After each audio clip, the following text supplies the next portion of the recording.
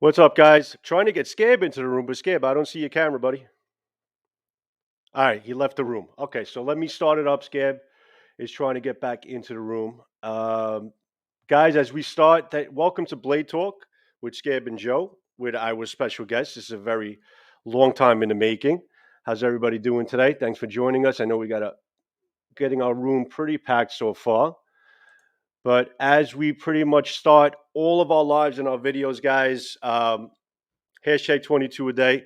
A message to our vets, awareness to our vets, 22 veterans a day commit suicide, and we can only grow awareness on our channels for this horrible statistic. So, vets, there's a place for you here. Don't fight this fight alone, and we'll have a number in the description to get you help if you need it. So, how's everybody doing today? Let me actually try to see the comments here to see who's in the room. Actually, Scab is on his way back into the waiting room here. So we got Tina, we got Matt. We got a couple people in the room. So let's get Scab in. Scab, there you are, buddy. What the hell happened? I don't know. Your camera just flipped out. It just of course, disappeared. it's my yard bird here is fucked. That's the whole problem. It's all hey, how's everybody doing? We're all doing well. Good. Did you go ahead and open this, Joe? I think that'd be best. I did. Good, because y'all don't want to hear my opening today. There we go. Yes, we're all opened up. Welcome, everybody, to Blade Talk. This is a very long time in the making. This is our third shot at trying to get the Von Erichs on. And just so you know, the Von Erichs name was coined from Samurai Bird. I kind of liked it, and I think it's going to stick for sure. So we got the Von Erichs on. They're just missing the muscles, the looks, the acting ability, and the wrestling prowess. Other than that, it's right there on time. Absolutely. Hello, Tina. Tina, always front and center, Tina. Tina, we're going to get you a Blade Talk like sales advertising shirt because you kind of just prop up our show right before it starts. I know you went on Discord. Yeah, that's always awesome. Thanks, Tina. Appreciate it. Rusty Knife Love is in. Matt's in the room. Just trying to give some love to who's in the room before we get our guests in. Who else is here? You can see the chat, right, Scab? Yeah. I fixed that last night. That works good. Excellent. Captain Electro's in. Scooter's in. Fantastic. Glad to see you guys join. Carl's in, actually. Carl, thanks for joining us, bud. Fantastic. All right, so Eric is back. All right, so now we got everybody in the room. So today, guys, we have a cutting, I guess a sword cutting special on Blade Talk. We've been, like I said a million times, we've been trying to get this to happen for a while now. We'll tell you the whole history, I guess, when we get the guests in the room. So should we get the Erics into the room, Scab? What do you think? Yeah, let's bring them on. All right. It looks like they're ready to go in our waiting room, patiently waiting. And here is Eric 117. Welcome. What's up, guys? How you doing? What's up, my man? How you doing, buddy? Doing good. Thanks for having me. What does your shirt say? You got a little fire going on there on your shirt. What is that? Oh, man. Skateboarding. Oh, skateboarding. You definitely look like a skateboarder. You got to do some YouTube skateboarding, man. I never liked regular sports when I was a kid, man. I was always skateboard, bicycle, stuff like that. So, but my wife loves it 'cause I don't... towards a target, do the Steve type of thing, and just cut towards a target while you're skateboarding towards it. That's what you got to do. Now that's a video that I haven't thought about, but falling onto a sword is another thought that comes into mind, and I don't think I want to do that. That doesn't sound like fun. All right, so let me get Eric Hussein into the room. My man, Eric. Everybody. And yo, search skate sorting. I did a video like that a couple years back, going down my driveway, making a cut on my skateboard. Oh, you did it? Yep. All right, so it's out there now. We saw you at Danger Fest do it in a golf cart. So yeah, that was fun, man. That was cool. What you didn't see was when the blade connected with the pole on the golf cart, though. Yeah, that was definitely necessary. I'm glad you guys thought that up. That was cool. Oh, yeah. All right. So how's everybody doing? So listen, can you hear that, guys? Can you hear that? I hear the angels singing right now because we're actually in a live room together all at once. Okay.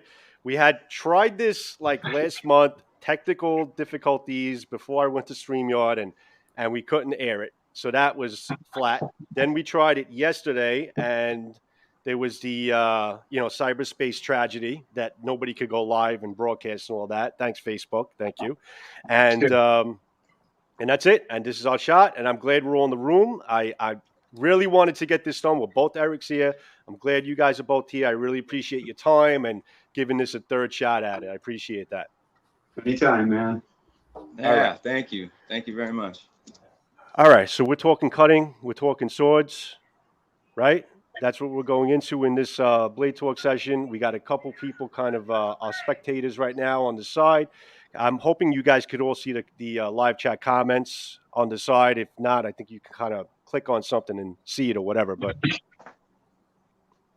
because I'm sure a lot of people are going to have a lot of stuff to say or shit. Yeah, I can't see them, man. So if I ignore anybody's comments, I'll put it all on, and then we'll kind of take it from there. I'll do one of these things and stuff like that. That works. Right. I can see those, but I can't see the comments as they come because I'm on my phone today. I didn't want any problems, so I'm just using my phone. It's all good. We're all live and we're all working. We're all working. Anyway, listen. Guys with swords. Okay? We're definitely a different crop of people. Okay? A little different from the knife guys because, there's different types of people who collect swords. Again, this is my opinion. This is the way I perceive it. Okay? You have your collectors. You have your people who admire swords, the history of swords. They collect them. They buy and sell and things like that, for profits, or maybe they'll buy swords, customize them, and try to sell them for a profit. So you have your collectors in terms of swords that most of them don't really use them. They buy them untarnished. They sell them to other people who would want to use them or want to collect them. Then you have, you guys who love history, who love, wanting to collect them as an enthusiast. And then you have your cutters, your people who basically buy swords to use them. And you guys fit into that category. Do you guys fit into any other categories? Or why do you guys love your katana? Why do you collect? Why do you strive to cut? What does it do for you? What has it done for you? Like, why do you guys cut? Anybody can start. Well, I mean, I'm a collector and I'm super into history as well. But I mean, what's the point of having a sword and not cutting with it? Like, that's my view on the thing, and gives me something to do, keeps me on the streets, gives me something to show for all my hard-earned money, and it's just been a super positive thing in my life. Okay. And I just have to bring it up, Eric. I really want to congratulate you, and I know that thanks. These are the sentiments of everybody in the room for your 10 years of sobriety. We're really, I don't want to sound condescending. I don't want to sound it condescending by saying that we're all proud of you, bro. Oh, yeah, it means a lot, man. It was not easy, but I'm glad that I made it through and I'm here today. And that's a success story. And you did it with swords. You did it with your hobby of cutting, which is phenomenal. The fact that you took this hobby, we're pretty much, any hobby that you can kind of put your energy into to kind of fight it and put your energy into the right place is always a good thing. You happen to do it with Thomas Shigeri, with sword cutting, which I think is fantastic. I love it. And I got to tell you, bro, I think you're an inspiration to everyone watching who may have a problem out there. Pick something, pick a hobby, pick something to kind of put your energy to positively, and, don't stop fighting through it. And that's great. Definitely very happy for you, Eric. Thanks, man. Congratulations, man. It's a decade. Oh, yeah. It's hard to believe, man. Time flies. That's just, it's amazing. It's amazing. Congratulations, Scab, you got experience with that if you want to add something into that. No, I'm proud of you, E. I'm about 1.5 years in. Nice. Daily fight. I understand it. And glad you're with us. Still does a lot for a lot of people. Let me say real quick, Big Red EDC's here, and Renegade came through, and everybody that's in the room, I think, maybe not sympathize or empathize, but everybody's got a reason they do this and do what they do and collect. And some of it strictly because they love knives. But it's helped me. It's helped Eric. It's helped a lot of people, man. It's kept minds off divorces, off just everything. And so the shared love of blades, regardless of whether it's swords or knives or whatever, brings us all together. And that's a beautiful, beautiful thing when it comes to community.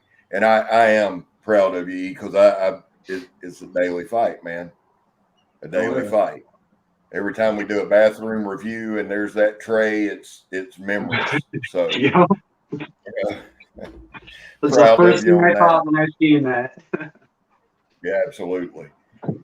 Absolutely. But I'm proud of you, and it's just a beautiful thing. Let me ask y'all this, because we've done this once before, and I'm glad we're doing it again. Because I felt like we had a lot of good stuff, a lot of good content. And it's like you want to do it again because it was great. You don't want to rehash, but we need to. So, said that, Eric 117 and Eric Hussein, give us a little backdrop on why you got into this. We'll go with Eric 117. Just a little bit. Who influenced you? What's your favorite? How'd you get into it? All right. I mean, it all started when I was a kid. Just watching Shokasugi movies, the whole ninja bit, ninja stars, throwing weapons. It all started there when I was a kid. But I wasn't old enough to actually get swords or buy anything, worth a damn at the time. So a few years ago, I was flipping through the channels and I saw a John Walter video, followed by a Matthew Jensen video, and then I just started watching that more. I'm like, you know what? I'm gonna get one. So I ended up buying just some cheap sword, and it all started from there. I mean, every time I pick up a sword, all my other problems are gone.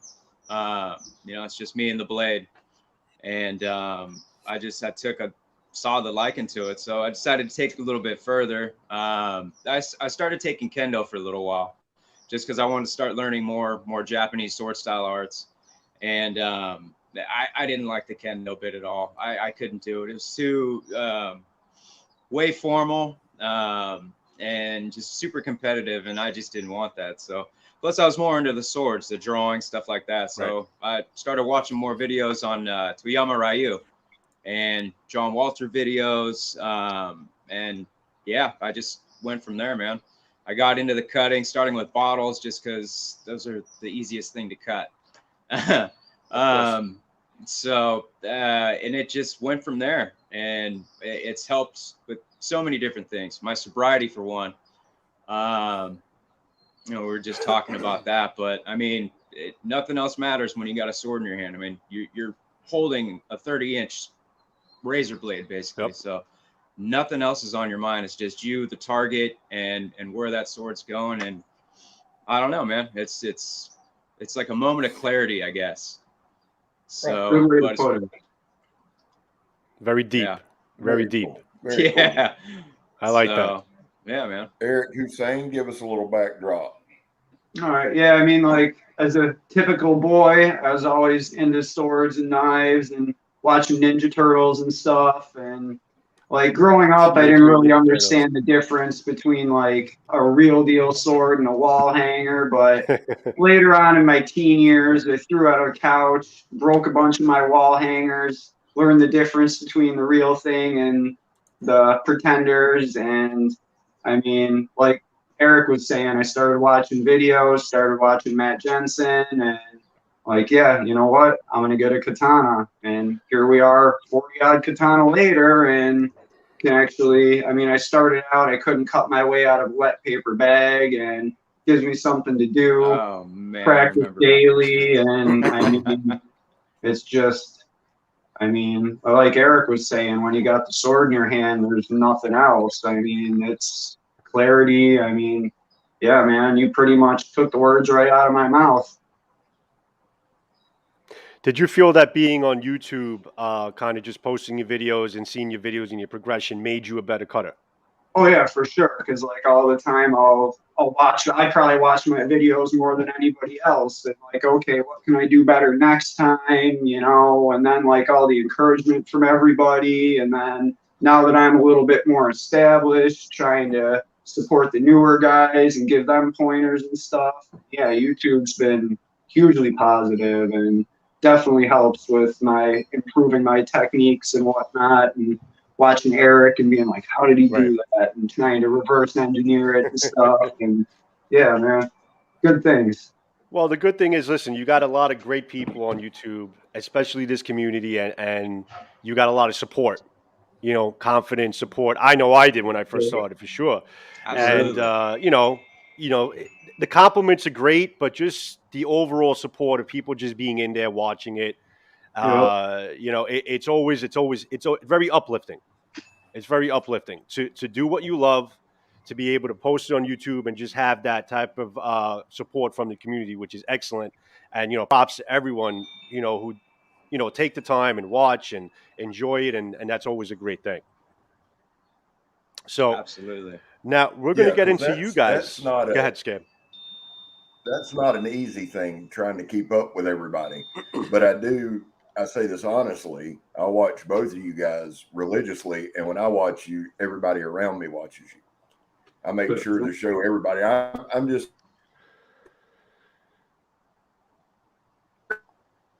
impressed with the speed, you know,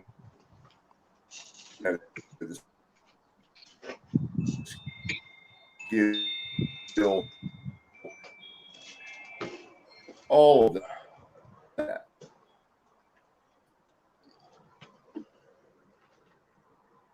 Scab, I think your hip, Okay, I thought And your we sentences again all cut up. Yeah. I think I got the gist of what he was saying from the previous Yeah. episodes, man. It means a lot. Yeah. Thank you, Scab.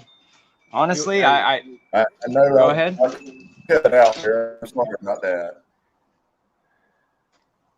that's all right. I thought it was mine for a minute. No. It was coming out of Scab's mic. It was kind of Okay. hiccuping. What I think Scab is everything kinda trying went to say. screwy. I don't know what's going on. Yeah, it's all right. I think what Scab is trying to say is, we watch it, we enjoy it, and we're amazed at what you guys can do. I mean, your speed, your form, in terms of your the emphasis you put into practicing and trying to get things down flat. I mean, it's a joy for us to watch. It really is. I mean, listen, this is without saying the fact that I think you guys are some of the best cutters on the internet. And there really isn't that much traffic in terms of really good cutters or people who really do it as religiously as you guys do. Would you agree? I mean, do you see it a lot more than I do? Because I don't see it that much. Yeah, I mean, like you got the more formal elitist type guys that might have better form and whatnot, but let's see one of them pull off a triple cut like me or Eric can do, you know? Like, Yeah. I mean, they can do everything proper, but when push comes to shove, like, I think Eric or I would take any of them out any day, man. Well, you guys basically are more built on practice and repetition. I mean, listen, there are all the practitioners out there who practice kendo, who practice HEMA, even with the European swords, who practice Aido and all that. And they're basically showcasing the proper form. They're great cutters. I mean, there's a lot of great cutters out there who are trained. You guys take it the next step. You guys don't do so much as the traditional, but you do things that just kind of just amaze us in terms of your abilities. So I think that's more built on your own practice and your own drive to do something like that more than training. Would you agree? Oh yeah. I mean, Yeah. practice is huge. Like, I mean, you only see a very, very small fraction of what I'm doing every day when I put up a video. And I mean, like, I make it a point to make at least one cut with a katana a day, and usually a bunch of other katana, other swords and stuff. And I'll usually post like the best cut of the day or what have you. But yeah, man, practice, practice, practice. That's what So would you say that would be your secret? Absolutely. Practice. Yeah. Practice and repetition. Yeah. Absolutely. It's gotta be every day. Cause I Right. mean, it's amazing how quick you can just like one week I'm working on a tombo and then I don't do it for a week. And then it's like just that arm movement that you're constantly used to is just gone. So, I mean, you constantly have to practice, but yeah, like Eric was saying, man, the more traditional stuff, I mean, that's cool. And the tatami cutting, traditional tatami cutting, I mean, that's awesome. Like bottle cutting, there's a style for it all. And I mean, if you're bottle cutting, if you're doing tatami, if you're, I mean, cutting sunflower seeds, for Christ's sake, sunflower stalks. Stalk seeds, a little hard. I would love to Seeds. see you Hey, cut a sunflower seed. it's early out here in California. Come on. But I mean, there's a style for it all, and you know, I as far as what I'm doing, I mean, like Eric was saying, man, practice every day, at least pick up a sword once a day for 10 minutes a day.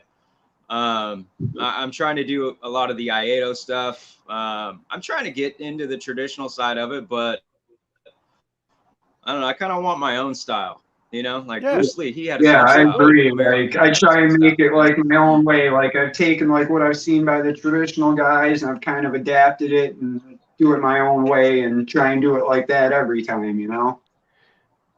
I Yeah, made up a exactly. video compilation of the both of you, which I'm going to be showing in a little bit. Before we get into that, there's something that people don't really discuss or talk about in terms of sword cutting. Safety. Because obviously, you know, you have a 3-foot razor blade in your hand and you could hurt yourself, you could hurt other people. What do you guys do in terms of safety to protect yourself, protect other people? Is there any like religious things that you guys do or practice that you can give pointers to other people if they're looking to get into cutting in terms of the safety aspect of it?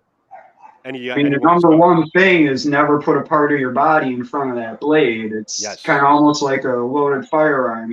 Right. Don't put your fingers in front of the steel and you won't get cut. Right. Absolutely. And just make sure your radius, maybe take a look around you before you start swinging the sword. I mean, especially indoors, keep your cutting frame small and whatnot. And I mean, just be conscious and I mean, make sure that you're aware of your surroundings and aware of where your blade is at all times. And I mean, as someone who's been stitched up and has what's it called, the new skin on hand. Like I might not be the best representative of safety, but I'm still here. I got all my digits, so I must be doing something right. Yep. If you come out with all 10 fingers, man, you're doing okay. So, I think. now, as far as, go ahead. No, go ahead, buddy. Finish. As far as safety, one thing that I do practice is that's where kind of the training comes into mind. As far as Eric was saying, don't have a limb in front of you.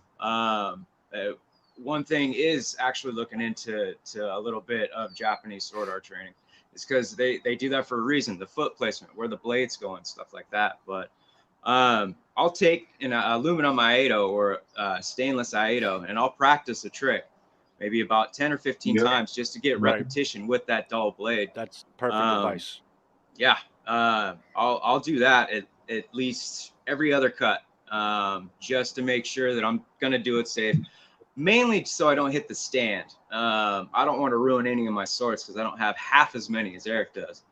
So, but I'll do that. And also just a little bit of training with the Iaedo, doing it first, just working with the sword. I'll do at least 8 or 9 laps around the pool, just warming up and practicing stuff like that before I even get into cutting. So it's about an hour process before I actually start cutting anything. That's interesting that you say, because most people don't really mention just kind of getting yourself loose, you know, warming up the blood a little bit and just doing some warm-ups before you actually cut. And that's actually good advice, because a lot of people would just, you know, find some time, go out and cut cold, and they're not loose and they're not really doing, and they may not even get good cuts out of it. But that's actually a good point that you made there. Yeah.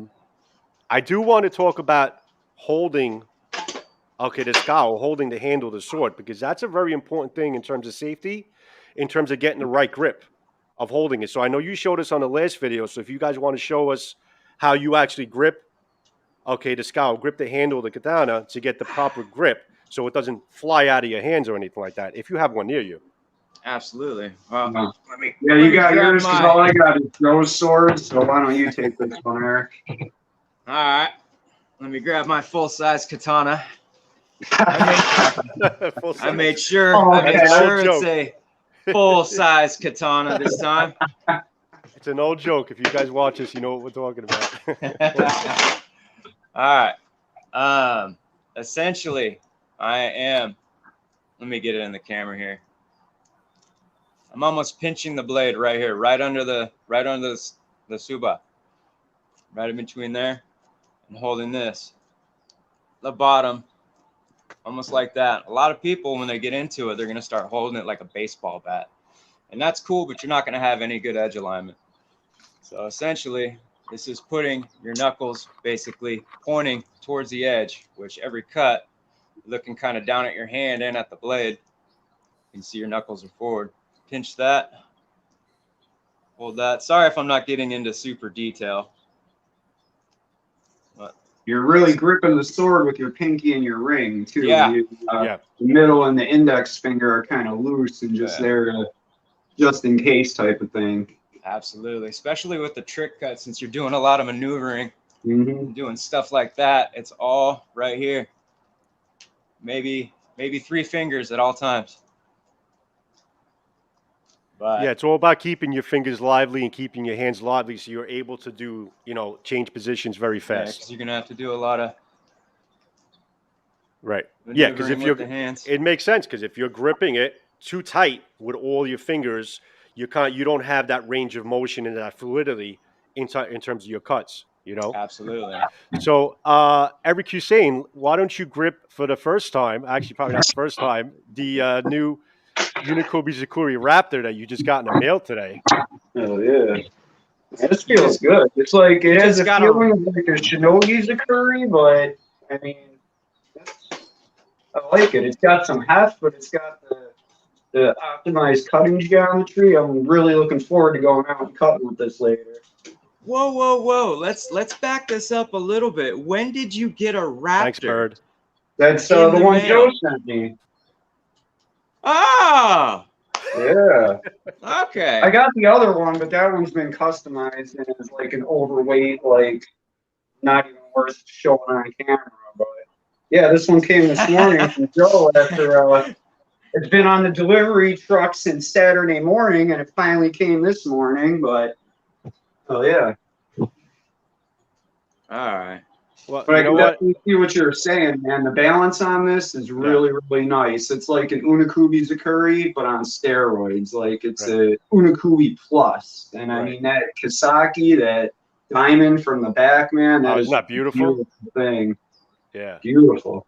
You guys want to hear something funny? Shoot. I've never held a Hanwei sword before. Wow. Well, you're going to be holding this one in like a week or two. So. If you're a good boy. If you're a good boy, Eric, we'll send it to you.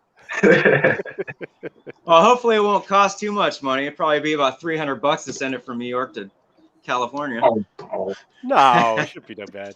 Shouldn't be too bad. But Joe, you did a good job on this edge too, man. Like this is fucking. I'm not going to be able to put too much of an improvement on this, dude. You got the work sharp. You're good, man. This is a fucking very, very nice edge on you. I was impressed. And coming from the Sultan of Sharp, I'll take that as a compliment, Eric. Thank you very much. I did that actually about 2 months ago. I was practicing with that sword. I got it a little bit better since then. You can see I kind of mocked up like towards the Kisaki. The belt slipped a little bit. Yeah. On one side. Shit happens. You're going to cut with it anyway, so who cares? Yeah. So I'm glad you approve of the edge thus far, but definitely do whatever you need to do with it to get it to Eric level sharp. Oh, for sure, man. Yeah. So I'm going to show some videos. Before I do that, Scab, you want to add anything in? No, I'm good. Okay. So I'm going to show some videos. It's going to be a compilation that I made up of the both of you. Short and sweet. So we got a couple people in the room, so I'm going to be showing that up right now. And we should be able, there's no audio on it, so we should be able to talk over the videos if you want. Oh, nice. So let's see if we can get that going here. Here. So I can actually see. All right. Let's get to the proper place. So we will go with Eric Hussein's cuts first. All right. Here we go. Let me get rid of that comment. Give me a second. Oh, yeah. I mean, dude, just I mean, Eric, you're one of the few that impresses me, man. Like, you give me the drive. Like that Tombo the other day, I went out there on a mission to get that. And Oh, Here's thanks your man. to double. Here's you. your poo noodle. I was surprised I did it myself. But dude, when I saw this triple on the noodle, I literally threw my phone down. I'm like, okay, this is bullshit. And that's Like, tough because that's a European sword. That's a big Oh beast yeah, you that have in was your my hand, man. yeah, it was a Ronin. Yeah, I This forgot is my about that. favorite. This is my favorite. I have my thing with tatami, but look how his Yeah. first cut, the tatami doesn't even move. That's how freaking sharp it is. Look at that I first cut. shed a tear when Look at at this. the end of this cut. Boom, doesn't even move. Doesn't even move. And Mhm. then he's got to come back around. Ah. Oh, yeah. And here's his Oh. famous paper cut. Yeah, get ready for those. Winter's coming, man. This is Buffalo. Oh, I'm gonna be I doing a lot of those soon. I haven't done a bunch of those, man, just because I've got the kids running around, and that's like one of my biggest fears is like, oh, I'm in the Yeah. garage, you know. I don't Right. want to. But I had a theory with basically with that cut, with those cuts that he does with paper.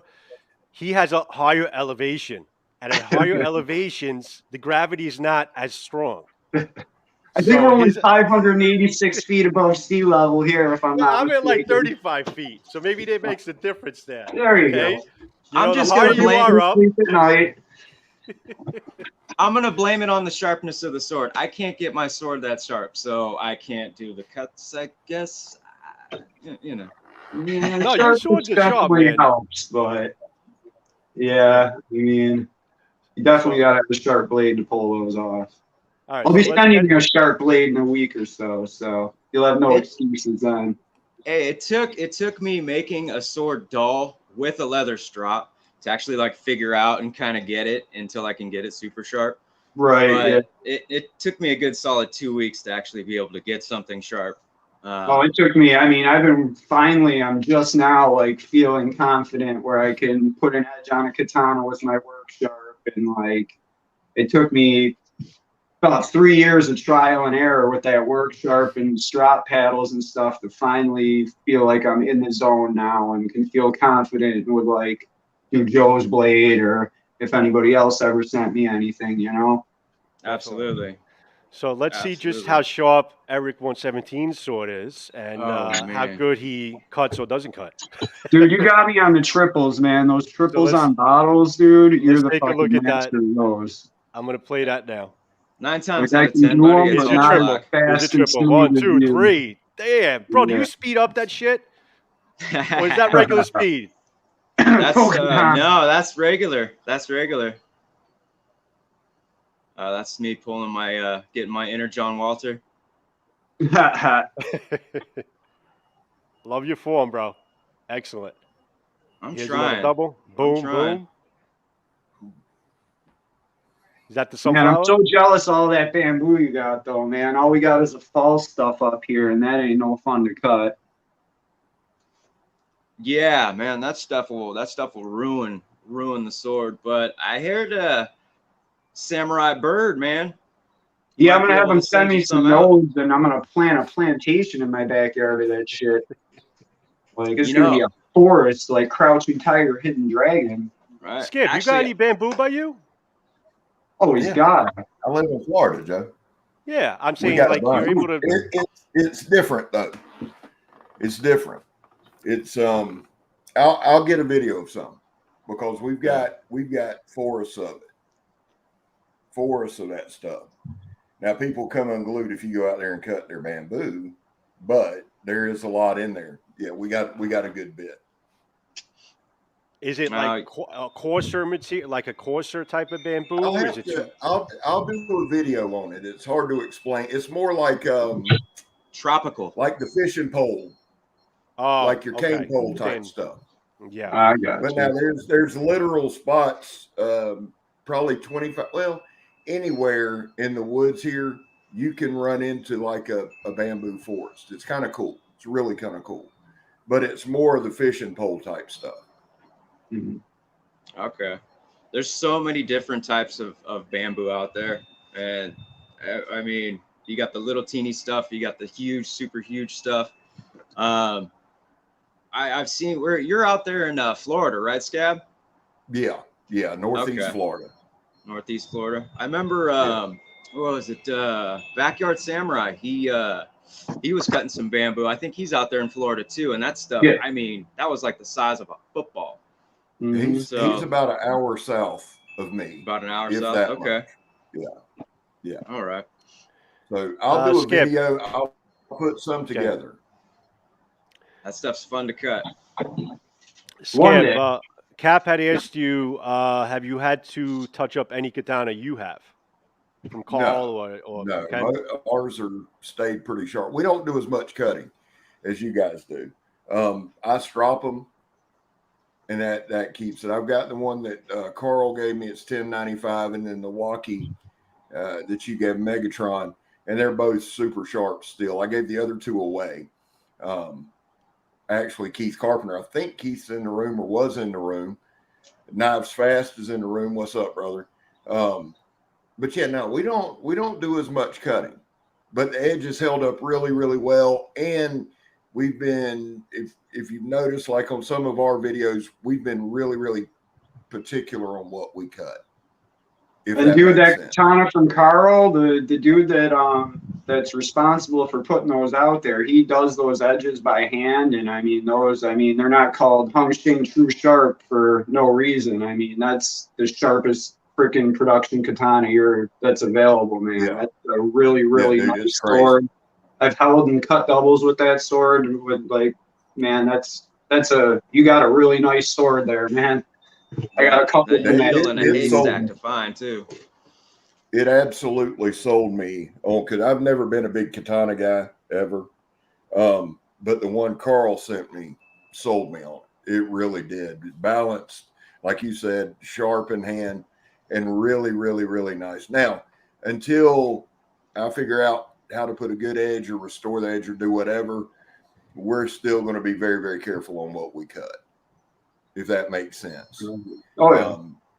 I'm not going to run out and, I've had people ask me, even on the Scabber Stabber, they want to see it hit wood. Well, buy you one and hit wood with it.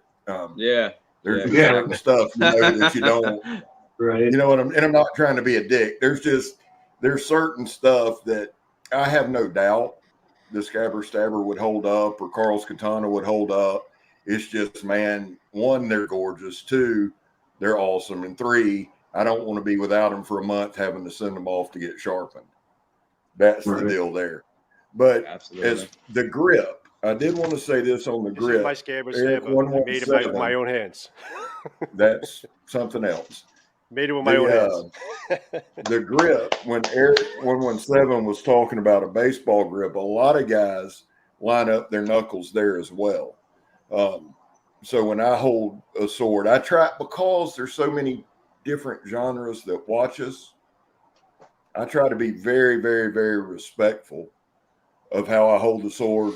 So I've watched some videos and all that, and I hold mine knuckles forward, but it's still the same. What I used to do is I would lock these two when I hit a softball.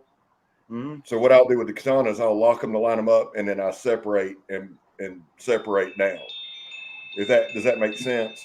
Like, I make sure I'm lined up, and then I don't swing this way, but I line up this way, and then I'll slide one down and do like that. And that to me has made a big difference in cutting and like edge alignment and that kind of thing. What I was saying earlier, not only did we enjoy watching you guys swing, watching yourself, videoing yourself, to me, is the best way to get better, because you're your own critic.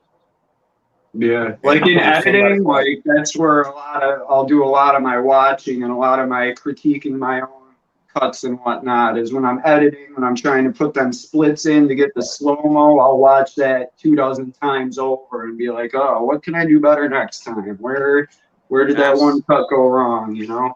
Absolutely. Well, there's been times where I've made a cut, and then somebody say something in the comments, just to, hey, try this. When I go back and watch it, I'm like, that makes sense. So for all you guys getting started, or even you young guys out there in the cutting, watch yourselves. I watch my content, one, because I'm just that damn good looking, but two, it's helped me in this year. Like if you watch some of my older videos to now, even just holding some of the smaller knives, Yeah. it really, really, really helps with chopping, with cutting, with slicing. So that was the point there I wanted to make. I think I've got my issue straightened out. But yeah, I enjoy watching you guys, and to everybody out there that's getting started, if you can film yourself, film yourself. It's not about Absolutely. ego. It's about getting better. Absolutely. Yeah. That's what I like about YouTube too, because it's like you can watch the progression. Like if you see my videos from 3 years ago, you'd be like, "Is that Eric really?" And then like you can have a record of your progression that you leave it on for posterity. Maybe some guy 500 years from now will be like digging up a hard drive somewhere, and you know. Yeah. Absolutely. Absolutely. It took me so long to actually post my first video. I was so like you guys are saying, I critiqued the crap out of myself. Yeah. But yeah, I finally did it and I posted it, and I forget who was the first person. I think it was Arizona Blazesman was the first person that ever commented on one of my videos, and I'm like, wow, somebody actually watched my crap. Right. But and then boom, the knife community just came in, and the sword community, and they just you guys liked it. I'm like, wow, like you guys think I'm cool. This is awesome. Hell yeah. But no, the progression as far as doing a video and seeing yourself get better, that's the best way. I mean, you post it because we're having fun. You know, Right. you post it because ultimately this is supposed to be fun.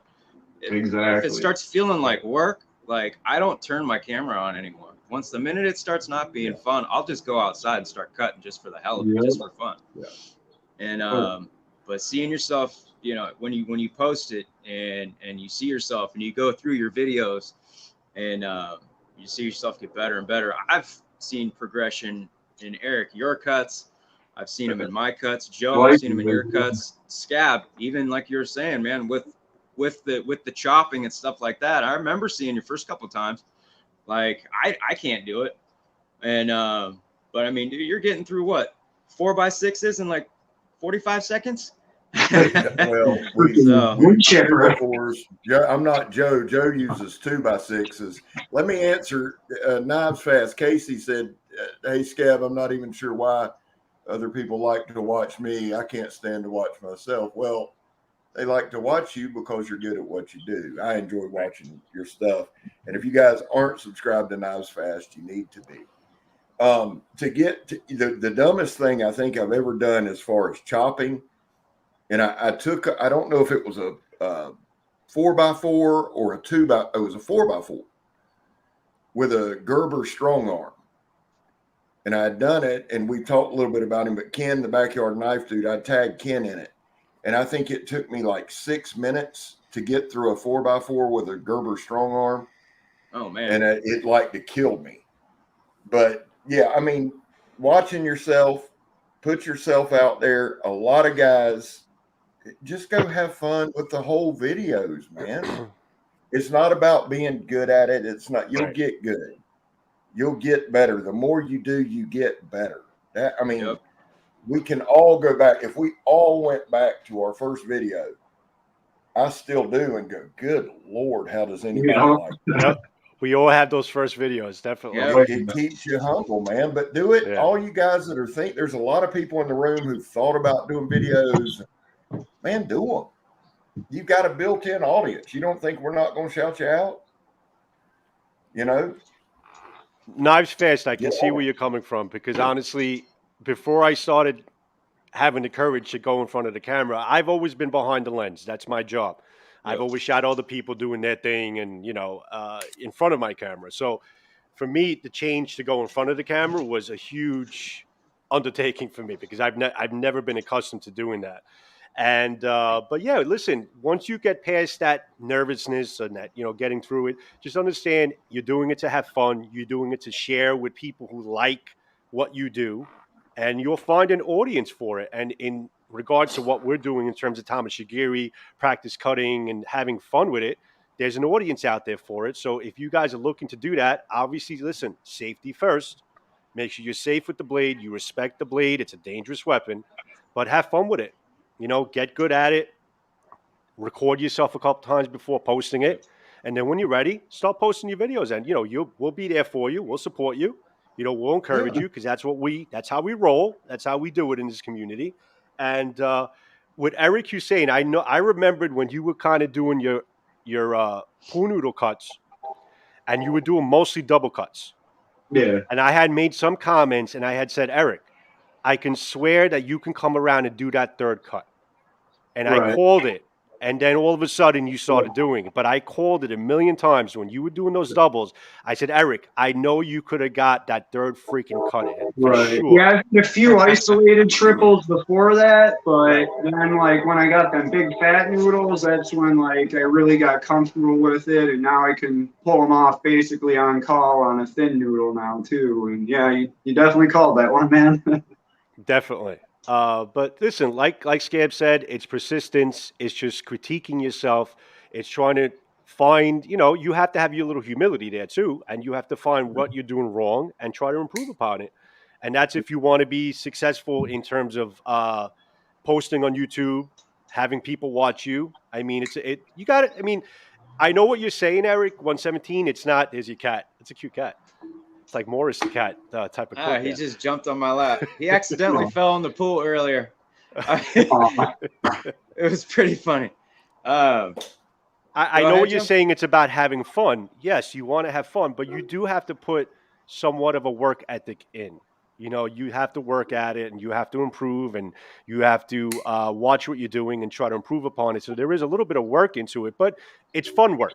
It's having fun doing, kind of progressing and doing your thing. And you guys have come a long way, honestly, 117, I felt like you were a great cutter when you first started. I think you were you had that lightning speed already there. You gotten better and more comfortable in front of the camera. But from your first video till now, I don't see, you were fast from the get-go, man. Right from the starting line, bro. Yeah. I remember that one morning I was waking up for work. It took a lot to post that first video. Right. Man, I remember there was one morning. It took a lot to actually post that one. Go ahead, Eric. Yeah, no, the one I was going to say about Eric, man, there was one morning, it was, I don't know, 6 months, a year ago, but I remember I wake up, sitting there smoking cigarettes before work. I see one of his videos and like, damn, I was fucking impressed. Like I dropped everything, went out to my hallway and had to give him a shout out and stuff, man. Like you're an impressive cutter, dude. Thank you, man. Thank you. Likewise. I remember when I got that video too. I was on my way to work, and I got to work, and I watched it. Dude, I had the best day at work I think I had in a long time that day, man. I'm glad I could be a part of that. Nah, bro, you inspire me. Just watching you every day, cut every day, and just having that time, man. You inspire me. Likewise, man. Yeah. Thank you, man. Thank you for doing what you're doing, brother. Oh, welcome. So, sharp edges are definitely a must. I mean, what I would like you guys to do, especially Eric Hussein, it's not as easy as some might think as far as putting a sword to a workshop. Because there's such long blades, and you have to have the proper alignment, on the belts for such a long period of time, for the passes and stuff. So it's not a very easy thing to just pick up and start doing. There's a lot of practice involved, right? I mean, I'm sure you guys could agree with me. I mean, I practiced garbage thrift store kitchen knives. That's how I learned. I destroyed a mess of them, and I mean, it's just got to keep at it. And then eventually you'll be like, wow, I sharpened this? No way. And then start to build confidence and find your own techniques. I watched hundreds of sharpening videos, but what gave me the ability to do what I can do now is just trying it myself and figuring out what works for me. Yeah. Scab, I'm sure you could relate to that. I mean, you have, huge knives. I mean, you're a big knife guy, so you have huge buoys. I've learned the hard way. Matter of fact, amen to that. Probably rounding them tips. Yeah, I probably just sent 10 to 15 to DJ Horn of knives that when I started, I'm hard headed, so I jump on the work sharp. Now, I'll say this: I don't have the Ken Onion. That's next on my list, and it's a must have. I've seen that. Jimbo's got one down the road. I will say this: for fixed blades, things like that, a regular work sharp's fine. I will not ever put another pocket knife on a work sharp, on a regular work sharp, on a pull through work sharp. Right. That's With the how guide. those tips got rounded. If for whatever reason, just screwed them up. But yeah, you get, like Eric said, you've got to practice. Go in there and get some butter knives. Captain Electro knows about that. I've sharpened them up. Sharpen up some butter knives. Get practice in before you get, or gas station knives. Everybody's got a pocket full of those things. Mm-hmm. Go in there, practice on your stuff before you put anything of any dollar figure in it. I'd say that really practice. And then don't forget the old school stuff, the stropping, the stones, try to get better at all of it. A lot of it, just like we've talked, and it's been a progression through this show, idle hands. I use sharpening for that too. I've really been into like stones and diamond stones here recently. And just honing and stuff like that.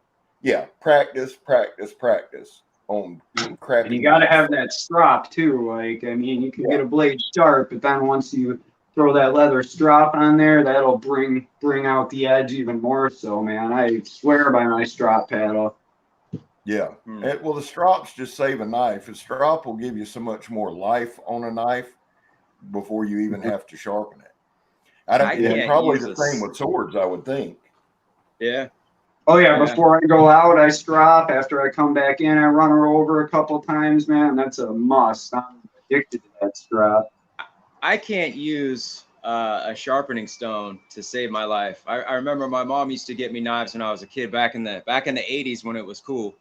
And she used to get me knives, and they used to ask her, "Do you want us to dull it a little bit?" She goes, "No, my son will do it." And I used to bring it home and try to sharpen it myself, and I would dull the crap out of it. I've never been able to use a sharpening stone, so the work sharp was like a godsend. Same here, man. And but I don't have the Ken Onion either, Scab. I've got that old school, the pull through. Yeah. And I mean, I can see with pocket knives, big Bowie, stuff like that. But I tried it on a sword, and I didn't tape the blade. And the sword was only like $150, but it's still, it's $150. I'm a dad. Like, I don't got money like that. So I remember pulling that thing through. I was like, Yeah. And I mean, the thing still wasn't sharp. And I'm like, okay, I can't do this either. Like, really? So, but I mean, using the guides and taping the blade, I've done it. I can do it pretty successfully on a sword, but I mean, trying to get those things sharp and keep them sharp. I mean, that's almost like a full-time job. I can only imagine, Eric, with the amount of swords that you have. Like every single one of them is a laser beam too. Yeah. Like once you get them sharp, and then if you keep up on them with the strop, you're good. But I mean, just like maybe a month or so ago, I finally got like an edge I could be proud of on all of my swords, all of my EDC knives, all my fixed blades, and now it's just about maintenance and maintaining those sharp edges. Right. I want to add something into that too. Go ahead, Scab. Go ahead. No, I'm just agreeing. I'm agreeing. It's absolutely. And I'm looking in the comments. Everybody's praising strops, and get you a strop. Yeah. Sorry, guys, we're not addressing your comments. Carl, Isaac is in the room. Thanks, guys, for joining. Chuck and Steele, what's up, buddy? You're in the room too. Ryan's in the room. Ryan's a great cutter too, man. Ryan's doing Ryan's great. Ryan McLaughlin is awesome. Quick learner, dude. He's one of the few that impresses me as well. He's on that short list, man. He's fucking good stuff, man. Yeah. And Ryan's he's a testament. He's a testament to a guy that is improving is trying, is practicing, and is being successful, and that's a testament to Marked what we're talking improvement about. every video. Like I can notice, like God, he's getting better with that, and like he's chasing cuts that I've been working on for 2 or 3 years, and he's been doing it 2 or 3 months, and he's Right. able to pull them off. I can't wait to see him in a year or two, man. Keep going, man. Just cut, practice, and post. Just do it. You're getting great, Absolutely. man. He's getting great. We'll touch upon the workshop one more time, but basically, I found that also with the Ken Onion Scab, I found that I don't really need to tape up the blades because the freehand, doing it with the freehand with the Ken Onion, the blade grind attachment, Yeah. it's when you're on the guide, it kind of really the surface area, Eric 117, that kind of just brush against you. You can't control it. But with the freehand, I found that I don't really need to like blue tape the whole thing up because you have really a lot of control as far as really just getting the edge and passing it through without mocking up the rest of the blade. That's how I did the Raptor that I gave you. Right. I can second that too. Like I don't have the blade grinding attachment, but what I did was I removed that angle guide from mine. Freehand. And right then and there when I did it, I noticed a marked difference. I wasn't getting those ugly scratches on the blades anymore. And I mean, that took my sharpening game up to a whole new level. And, I feel like I don't have like enough like I don't know, enough stability or I don't, too shaky. Dude, I mean, I'm like a freaking chain smoking ex junkie, man. If I can keep the blade stable enough, man, I know you can. All right. Well, I won't try it on any expensive swords just yet. Right. Yeah. You gotta do the garbage first, and then build your confidence, and go from there. Yeah. As far as the stones, I mean, I did attempt to get whetstones before, and I second that with you. It's just it's tedious, and you're gonna get that bevel. patience. I messed up one. I had a Hanban sword, and I kind of messed up the finish of the sword with it. I don't know if it was maybe just like cheap whetstones from Amazon weren't good. I mean, I guess if you're going to do it, you really got to get the good stuff, like the good Japanese whetstones, Right, where you want to go.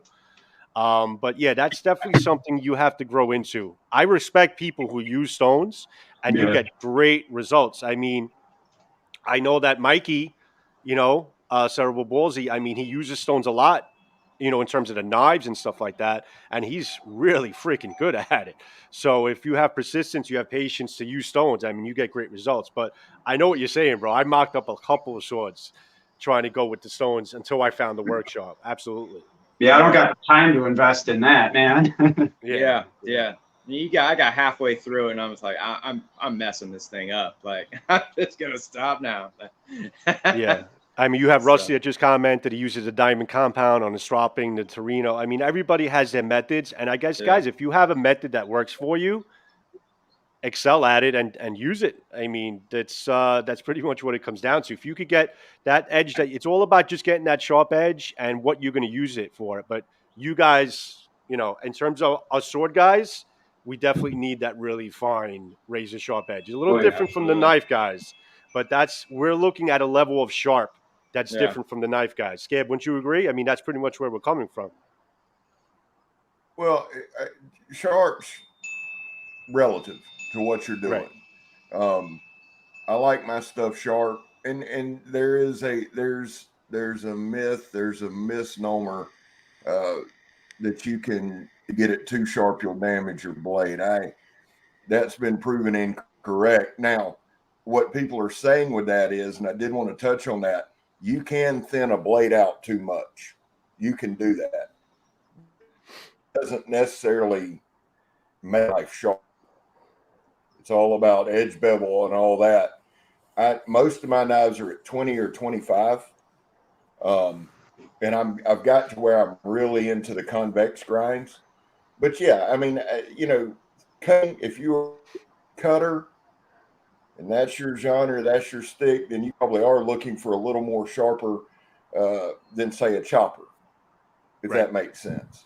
But you got to find what works for you and use it. Like I said, I'll never use a pull through again on a pocket knife.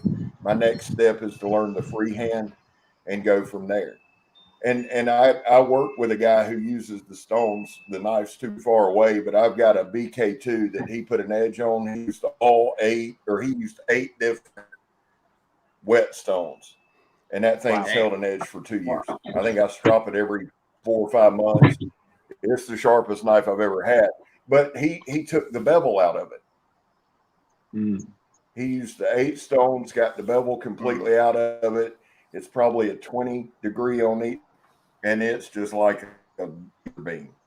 Yeah. But yeah, Joe, definitely.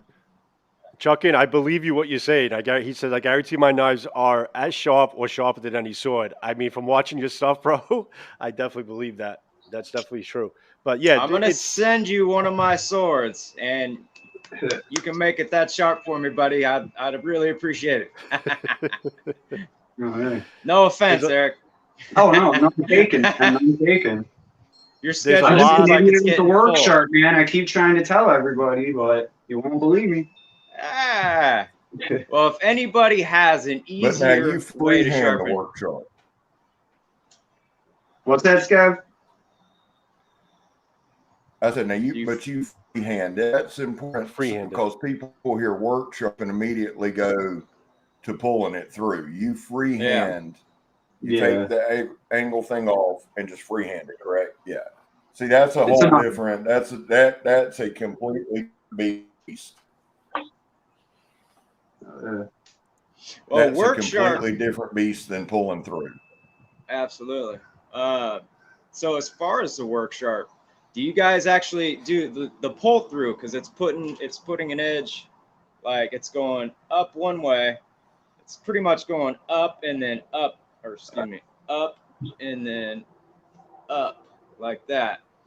You're using it down freehand, right? Yeah, the way I do it with the guides removed, I'll do the one side and then flip I'll it over. physically turn the machine around and do the other side, so the belt's going the same way on each side, so you don't have to worry about that. Everything's going down on the edge, right? Yeah. Okay. So but see, the beauty of the Canonian is it's the same type of philosophy what you're saying, Eric H., but you don't have to turn it around. You just turn the blade around and you have still the same type of thing. That's why I like that whole blade grind attachment. But yeah, if you're dealing with swords and you want to keep your stuff sharp, that's really the best way to go to have the most control of the edge is to go freehand, either doing it like Eric said, or maybe just investing in that, like that blade grind attachment on the Canonian. Yeah, and I mean, I went to Harbor Freight. I got the 1x30 belt sander. I bought all the belts off of Amazon, but I feel like I don't have the same degree of control that I have when I use the work sharp. So,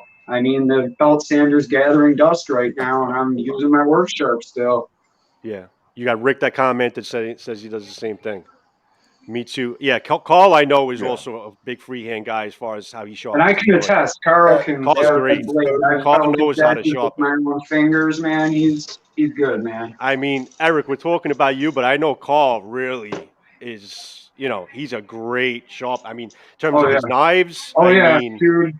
He's seeing his collection at Dangerfest, man. Every one of them's got a laser beam edge on them, man. That was impressive. Yeah.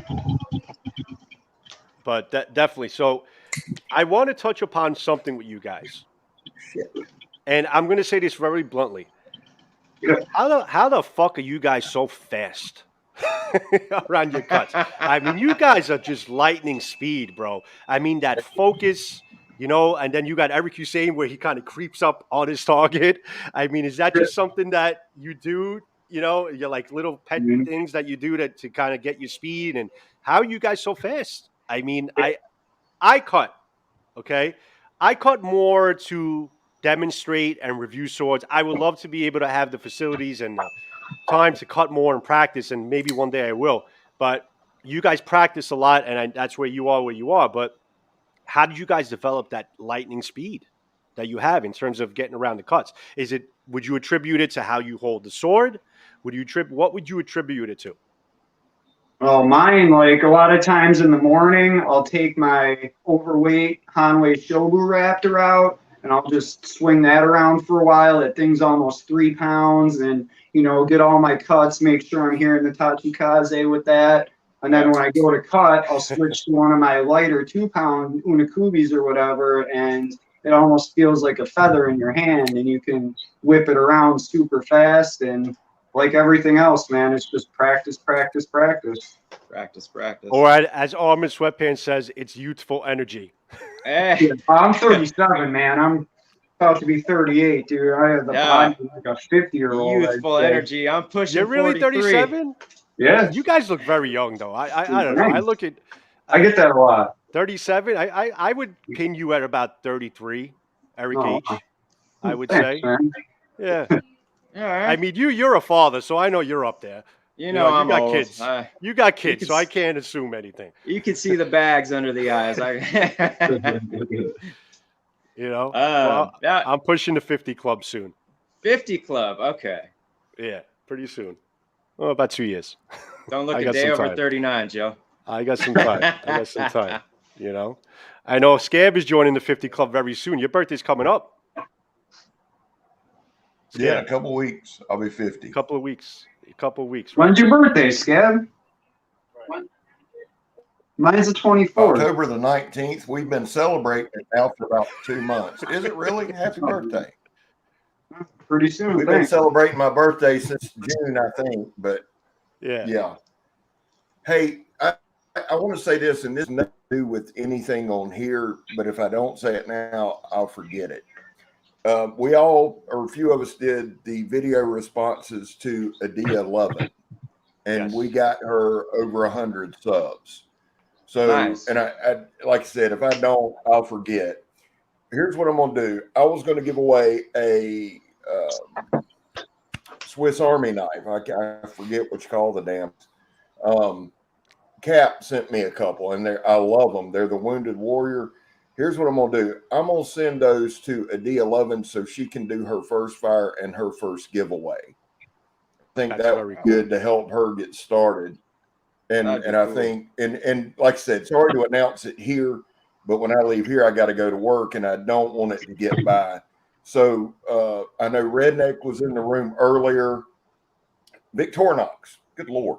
So I'm going to send her the 2 that Cap sent me, the Wounded Warrior, and let her do her giveaway with those. And that's the end of my announcement. That sounds fantastic. That sounds awesome, man. That is great. And it's great how we all got together and got this young lady, and actually she's probably at about $140 right now. I think. Now let's see some videos. Show me, don't tell me. Yeah, we got to see videos. Yeah, now we got to do some videos. We did. We kept up our side of the story as far as getting you up there, and now, yes, we definitely got to see some videos, without a doubt. Absolutely. Okay. Absolutely, and I'll get those out to her.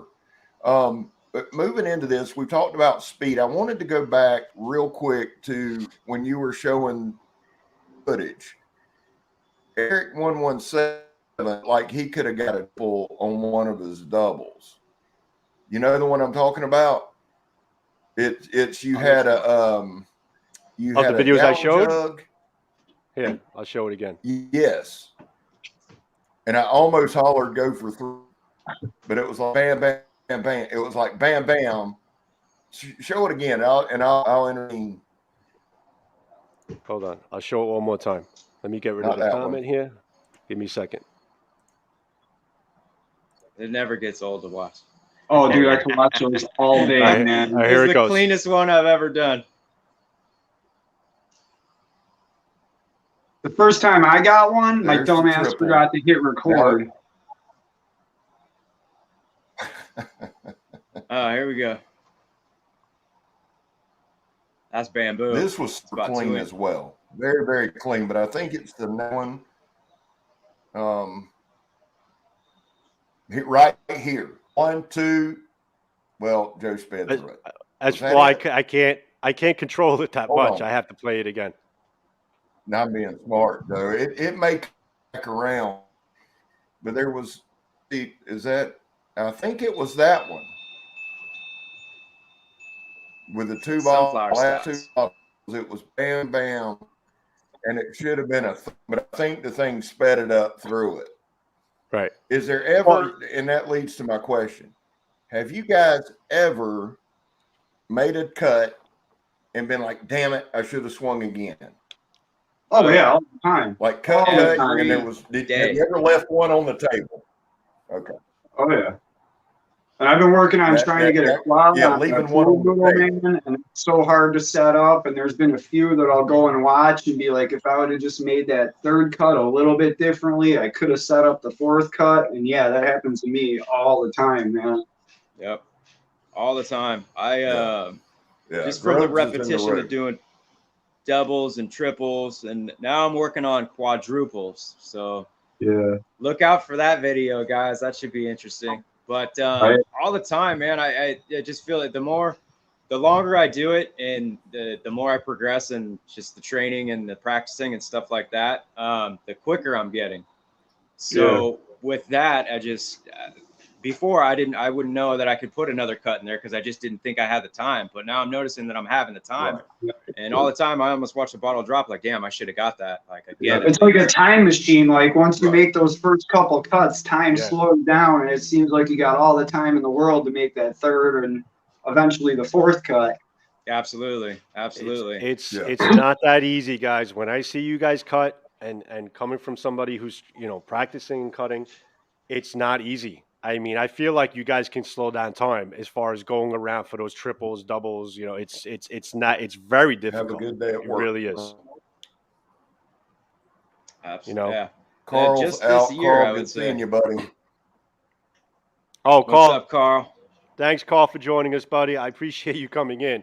I didn't think I was going to see you here. Have a good day at work. Definitely got to have him back. It's That was not an enjoyable episode when you had him on the other night, because he's like a jack of all trades, man. Like every day he's like, oh yeah, did you know I do woodworking? Did you know I refurbish pallets and spice racks? Like this dude, like anything you can think of, dude can do it. Well, he was singing for us and playing the guitar the other day. Exactly. So there you go. It was awesome. I love that. I love that.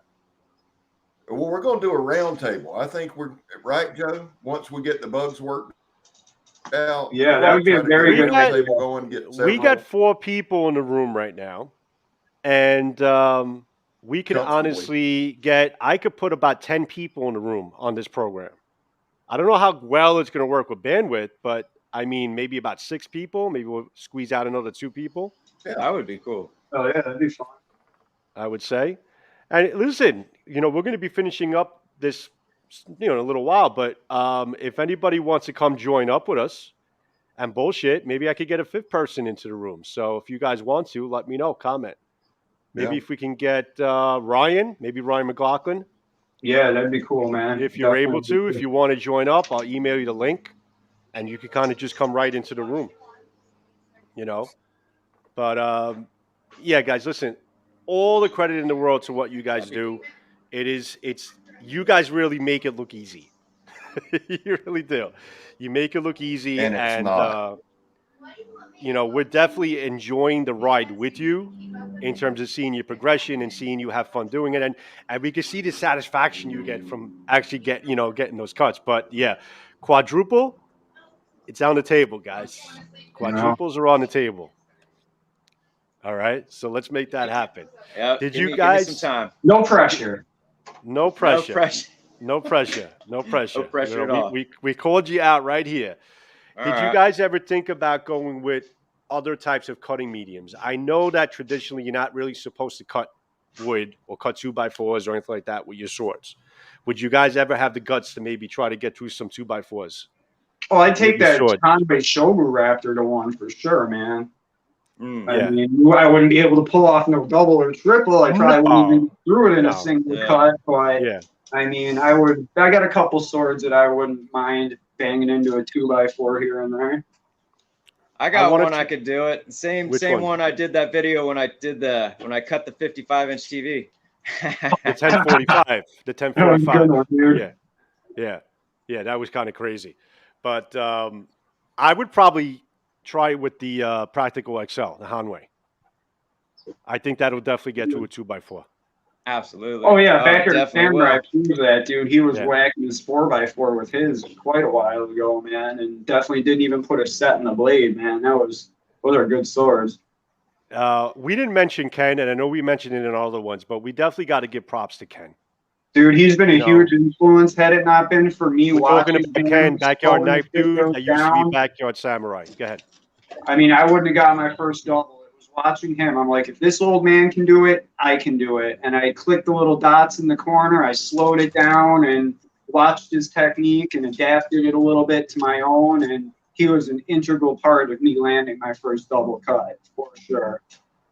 And like he just goes back, he's like the OG of it all, man. Like he was doing this before like we ever even held a katana. So definitely got to give credit where credit's due for him. And he's a good guy, man. Yeah, there's like, a lot. Anytime, like, I mean, I need to talk to somebody at 3 in the morning. He's always there. That's good. Yeah. Yeah. No, it's just a solid guy. I mentioned it before. I mentioned it several times. Ken's the first one to give me a shout out. And I was, you know, he despises Cold Steel. So I think I'm the first Cold Steel person he ever shouted out. But he's such a force. He's such a force in the thing. And like Eric said, if you need somebody to talk to at 3 in the morning, he's there. The guy's a little, you know, he's misunderstood, but he says how he feels and feels how he says. And he's been good to me, and he's been good to Megan. And that's what matters to me more than any of it. That's a good way to get on my good side and a real good way to get on my bad side. And Ken, there's not enough we can say good about Ken. So hats off to him. Love that dude. Like he's an alpha of me. So don't be surprised if you see 2 fat old dudes on camera. Now I'm not taking my shirt off like Ken does, but don't be surprised if in the future you see. Don't be surprised in the future if you see Choir Boys Cutlery and Ken the Backyard Knife dude. I would love to see that video, man.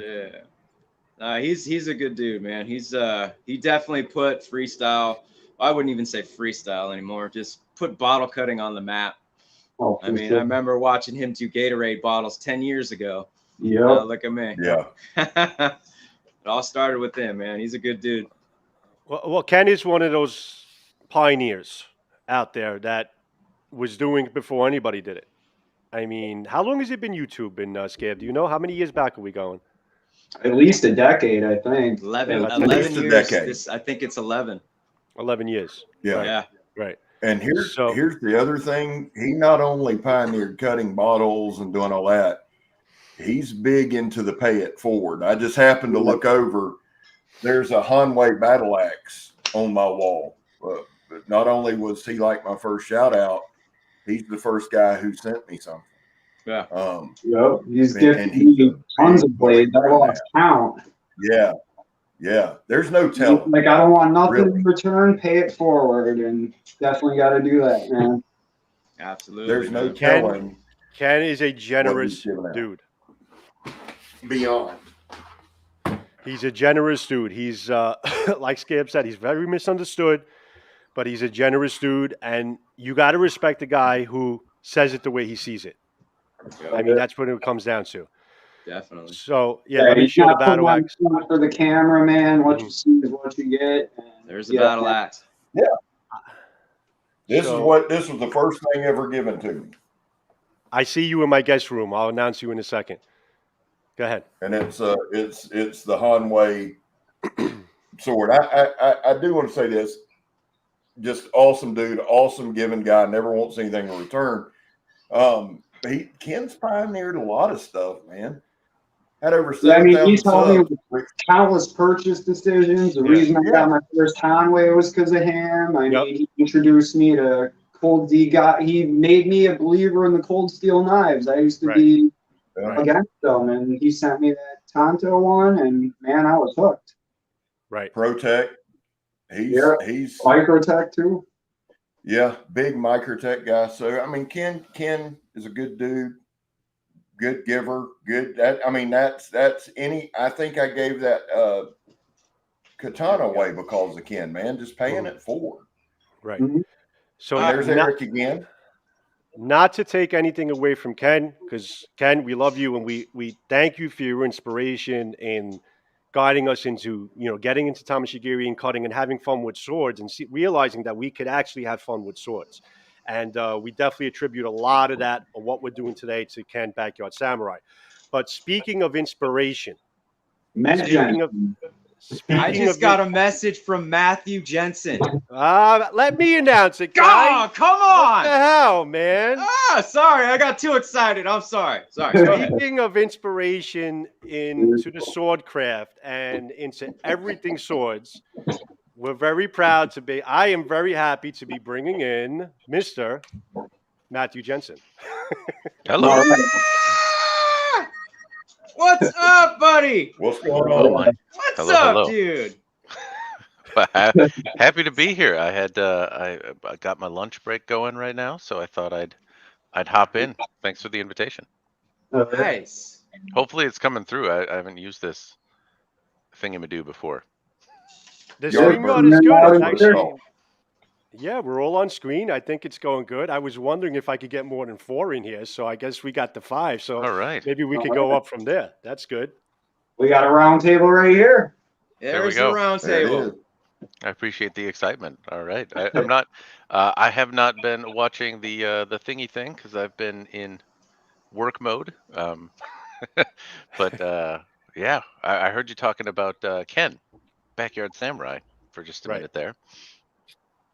I have not gotten a lot of chances to speak with Ken, but he seems like a fun guy. It seems like he's a guy I'd like to tip a beer back with. Oh, hell yeah, for sure. Definitely. Definitely, yeah. But guys, you got Matt in the room. You have any cut? You want to go nuts, man? I mean, Matt, thank you for being here, man. I appreciate it. I know that I kind of texted you and you were busy. I didn't think I was going to see you in here. I appreciate you finding the time to come into Yeah, our I got a late little talk. mixed up in terms of which way the time goes. So I got about 30 minutes here to have lunch before I have to jump back into work mode. But happy to be here. Shoot the shit, answer some questions. I mean, it's talking about swords. I'll set my food over here and blah blah blah instead. I could use less All food. right, Matt, I got one question for you, buddy. Sure. Do you watch my videos? I do not, but that can change. All right. Well, All you know right. what? Fair I know enough, fair enough. I know we showed it a couple of times, and with this, Matt, I can actually show video, and we can talk about it. So I'll show you some of the guys' videos that we've been showing on this. So let me get into that. Hold on a Oh, second. man. Eric, right? Yes, sir. All right. Yes. I hopefully you don't take that the wrong way. As No, a not producer at of all. content, it is tough to keep up with content. Especially when you're yeah. So excuses, but I will. You don't have to explain. You can just use the dad excuse.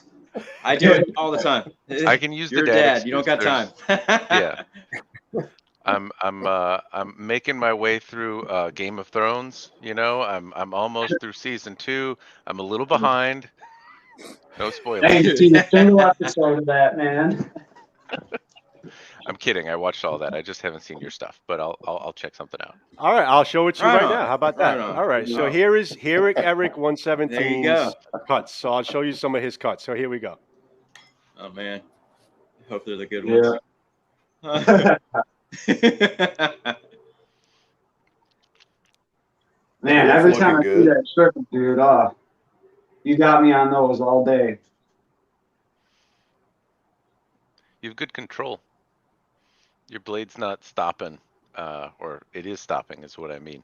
A lot of times when people are doing cuts, one thing that I'll observe is they don't stop in like a guarded position. Not that you have to, right? But the variety that I'm just seeing with you here, you can be fluid or you can stop, and I like to. It demonstrates a level of control. Well, thank you very much. So here is Eric H. Had to be gotta get the tatami in there.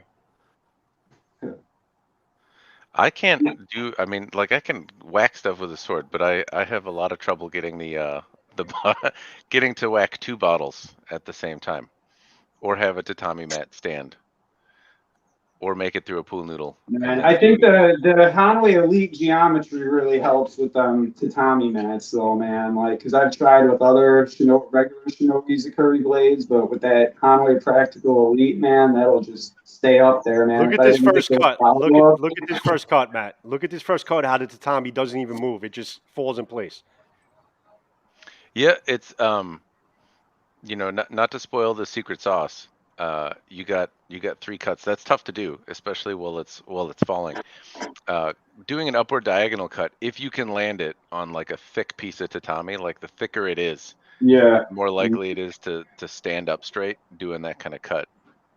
Yeah. Like that video Robert did all them years ago when he had the single mat and then the double mat, that comparison. Yeah, Yeah. it's a little easier. It's harder to make it through the cut, granted, but it's Right. easier to get it to stand up straight. Not that I have accomplished such a task, but um, it's a little easier to get it to stand upright if you do the bottom cut, so the weight of the tatami is lower.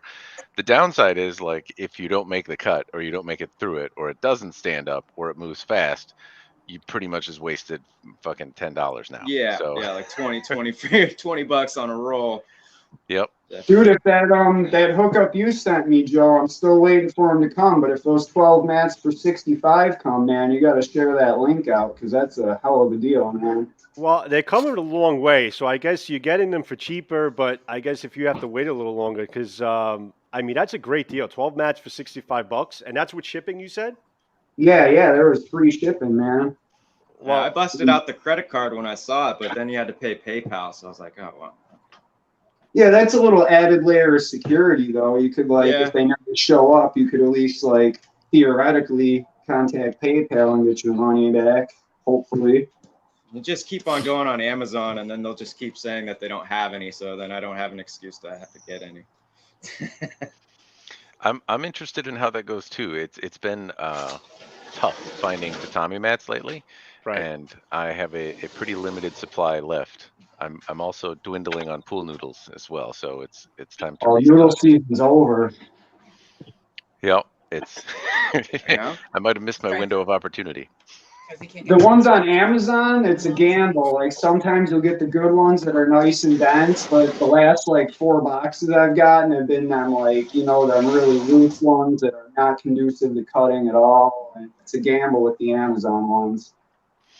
Have you guys cut any like I've tried experimenting with just grass in the backyard and tying it together. I even filled like old pants with lawnmower clippings and like I bagged it remember up that. and dumped in like the bag of lawnmower grass into old pants. I've tried other stuff, but there's not much like tatami. It doesn't. Right. Yeah. I mean, you rolled newspapers, man. I made such a huge mess in my backyard. I'm never gonna do those again. Yeah, I can't cut newspaper for shit. I don't know why. I just can't. It's every time I hit it, it just dunk off the katana and in the neighbor's yard. It's a balance to get All right. the roll. So you gotta roll it pretty tight, and then it's a lot more sensitive than tatami in the sense that you can leave tatami like in the water for weeks, and it smells like green tea in the Tommy T. butthole, but Yeah, uh, yeah. you can leave it there, and it doesn't change in consistency very much. And as it dries, obviously it can get a little bit harder. But newspaper, if you leave it for 2 weeks, will turn into like paper mache. It'll turn into a puddle. And if you leave it dry, it'll like reharden into a tree. So Mhm. the variation is a lot more. But if you make it out of a consistent type of paper, you can Yeah. kind of get the timing down to give a pretty consistent feeling for what you're trying to cut, whether it be harder than tatami or softer. Yeah. Just more of a pain in the ass, but then it makes less paper mache in your backyard. Absolutely. The timing is what I think I'm getting wrong because I put it in my pool, so I've done The chlorine probably adds another variable to the equation too, I would imagine. spa and everywhere, and I'm like, well, Eric is freezing up a little bit. He's freezing up, and like usually when I freeze in a meeting, it's in like a much dumber looking pose. He's at least getting the good pose down. I did hear him say that he was doing it in a pool. I don't know what impact that have. I soak them in like an old compost bin outside, yeah, hmm and usually I leave it for at least 24 hours. And depending how thick it is, that'll usually do it. I've rolled them 8 inches thick before, maybe more, but like I rolled it into a tree trunk once there Right. with we go. like a lot of old Sunday papers, and it took more than 24 hours to soak all the way through to the core. Um, but I've usually if I do like a 4 to 6 inch roll, I soak it for 24 hours, and I almost have to leave it an entire 24 hours for it to be a consistency that isn't squeedly. It's a Okay. very technical term, but otherwise, yeah, it's either too easy to cut, and much longer than that, it gets too hard to cut. Yeah. You say squeedily? Squeedily, Squeedily? Okay. squeedily. Technical thing. Yep. Matt's got all his names. Yep. He coins them all. You know, It's very, very squeedily. what is your thing? How do you describe your blade? Pointy, savvy part. I think I've Pointy, used that in a stabby part. couple of my videos. Yeah. What everybody's most interested in is the pointy, stabby part. The pointy stabby part. Well, I'm a butt guy too, Matt. I'm a butt guy too. Yeah. Yeah. It's I think that's usually what most people are interested in, and so I didn't intentionally start doing that last, but I figure like it's important to cover all the boring stuff before you get the dessert. I definitely stole that from you. When I do reviews, I always start with the boring suka first, and then build up to the fun, pointy, stabby part. It's not.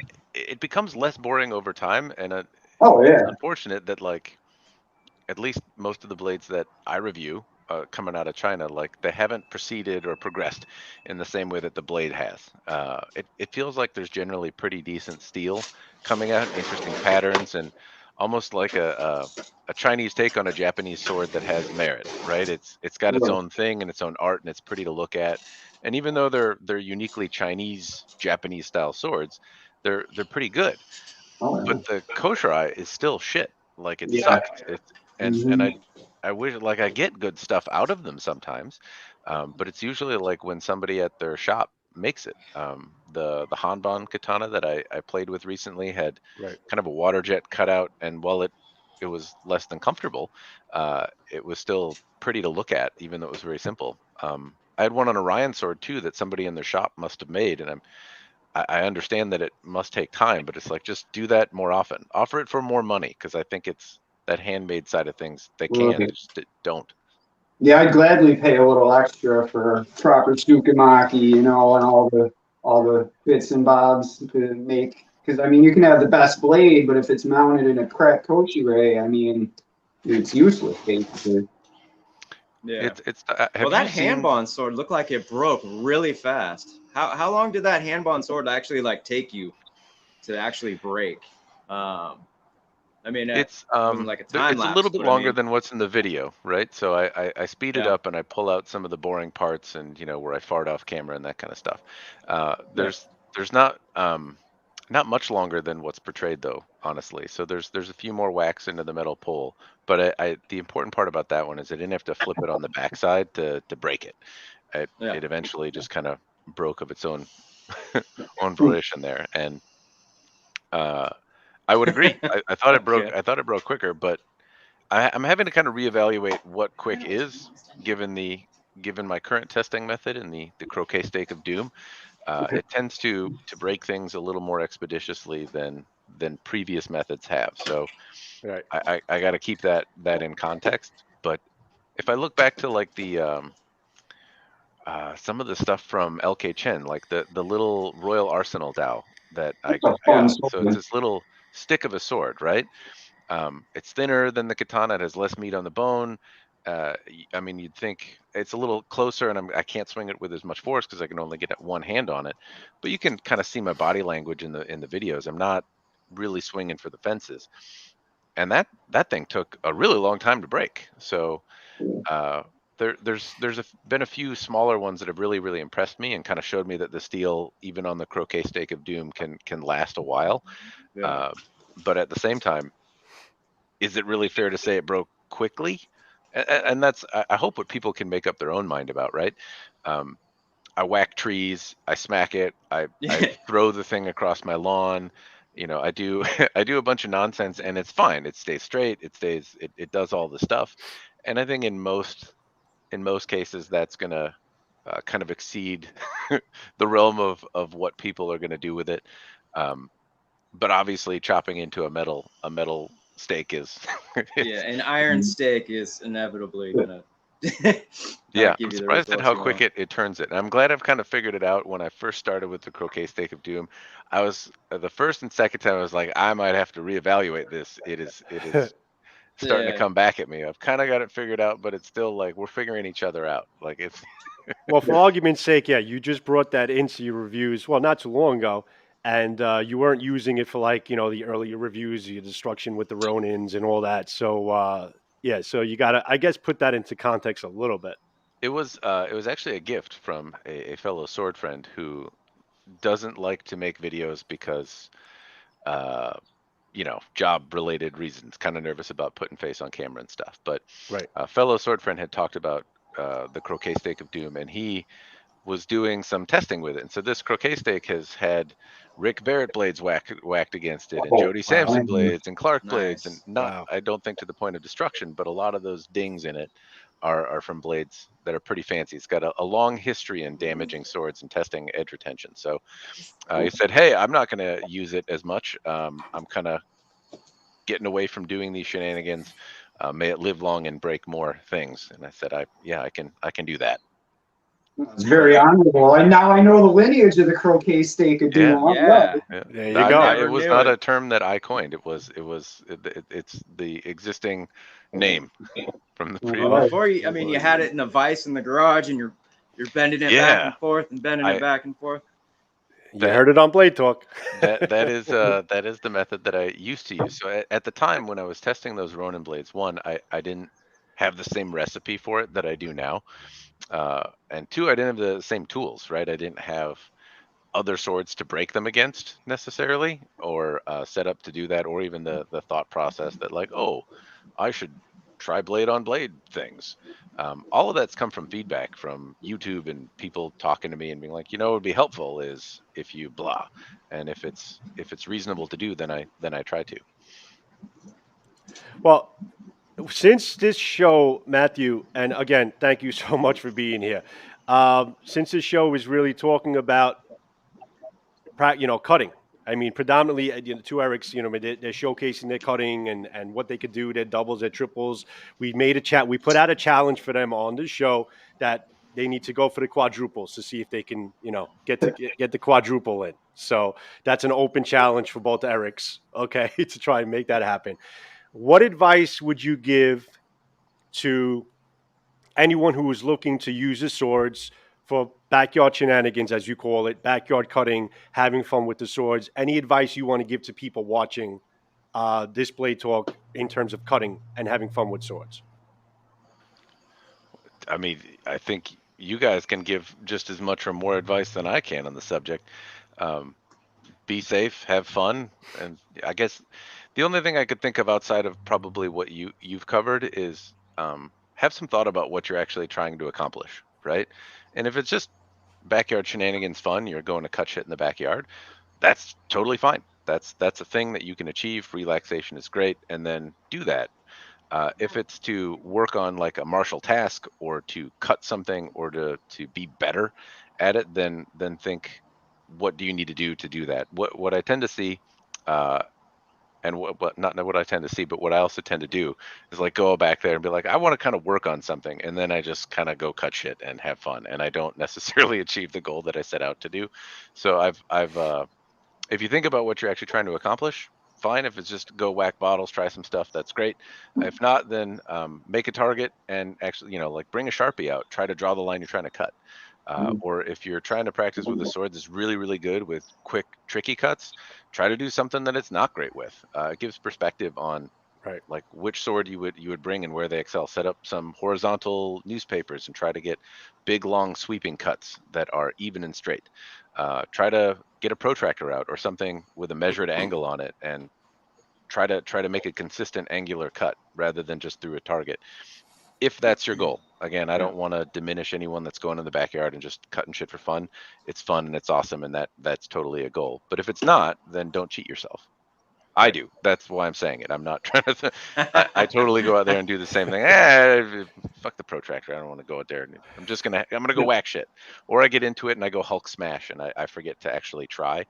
Um, and where it's been helpful is in Tamashigiri. There are times where you'll do, like in class, for example, we'll be in a cutting line, and I have to cut a mat, and three other people are cutting the same mat, and we each get two cuts on the mat, right? Well, if I'm not precise in where I'm trying to hit, then I sabotage my partner, or I'm not good enough if they pre-sabotage me. So things like that can be helpful depending on what you're trying to do. Right. Fantastic. Nice. Matt, I think this is a question for you to answer. From the Angry Jackalope, he says, it may be a stupid question, but how cheap can you go with a sword and still have it relatively usable? And 50 I know bucks. you got experience in the subject. Yeah, I mean, again, it's what you're trying to do. $50 though. You're right. Yeah, 50 Yeah. bucks. It was Musashi? sometimes cheaper. Yeah, sometimes those $50 ones get sold for 20 bucks Yeah. on the secondhand market, and they're fine too.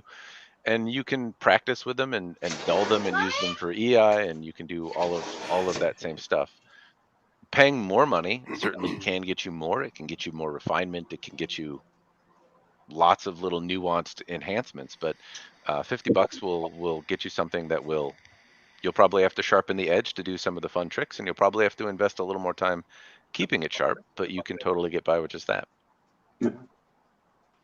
I try to tell people maybe as a starter sword, like maybe the Ronin RK series for like a starter sword. Would you agree with that? I think it all depends on who you are and what you're trying to start with, right? So I can make recommendations for me and my budget, or if I knew you, and Yeah. the thing is, for some people, throwing $10,000 at a sword isn't anything to worry about, right? And if that's the case, then the recommendation is going to be different. And if you don't have two pennies to rub together, and you're looking at like, do I buy a sword or eat today? The recommendation is going to be different, right? Yeah. Right. And so that your budget certainly makes a difference, but so does what you're trying to do. If you're going to try and go and learn swordsmanship in a class, then that may have a drastic impact on what you would buy. If you're going to be cutting primary, only tatami mats, right? Like if I I brought pool noodles into my class once, and people looked at me, like I had a toe growing out of my head, right? They cut them and like looked at them and were like, don't do that anymore.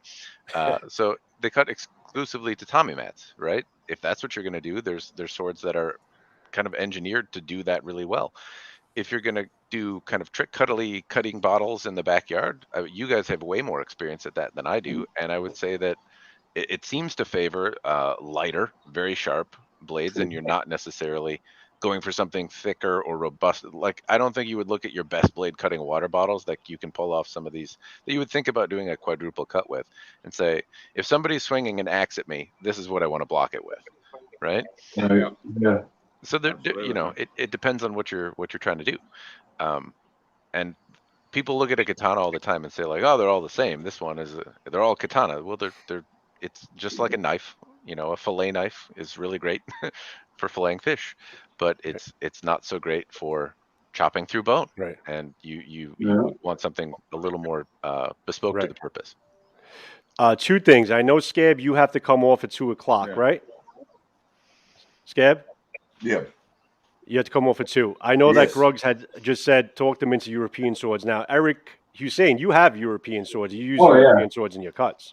Yeah, I try to have a variety. Like, I feel like I have a major in katana, and like, I like to spread myself out between cultures and time periods. And I find that like a lot of the katana techniques will adapt themselves well to like a long sword or a grossmesser or what have you. And just about having fun, and I mean, seeing what I can do with the swords that I own. It's like having a Ferrari and never driving it, Like, I'm not going to just look at them. So, yeah. Well, I I like always that say it. Yeah, go major in ahead. katana. I always call Major buying swords tuition, so I like that. I major in katana. Major katana. I always say it, Eric. I think you could pretty much get a razor blade and make some good cuts. So I've seen you cut with a lot of things. I mean, knives, fixed blades. I mean, you kind of when you got it, you got it. You just when you could get through it, and you got your edge alignment tact, and you got your speed and all that.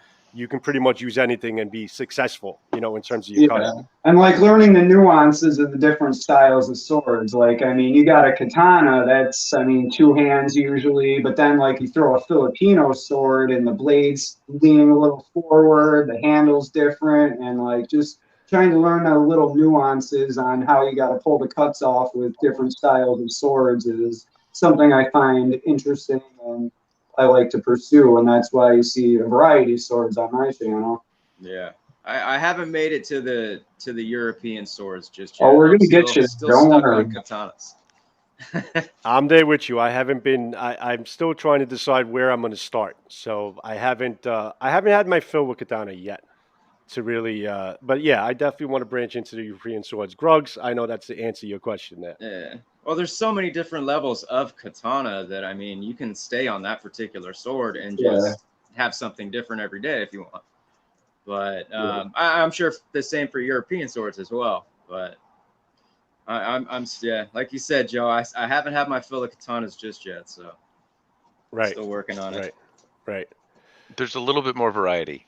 I mean, like we can look at the difference in like an XL geometry versus something very very light and small.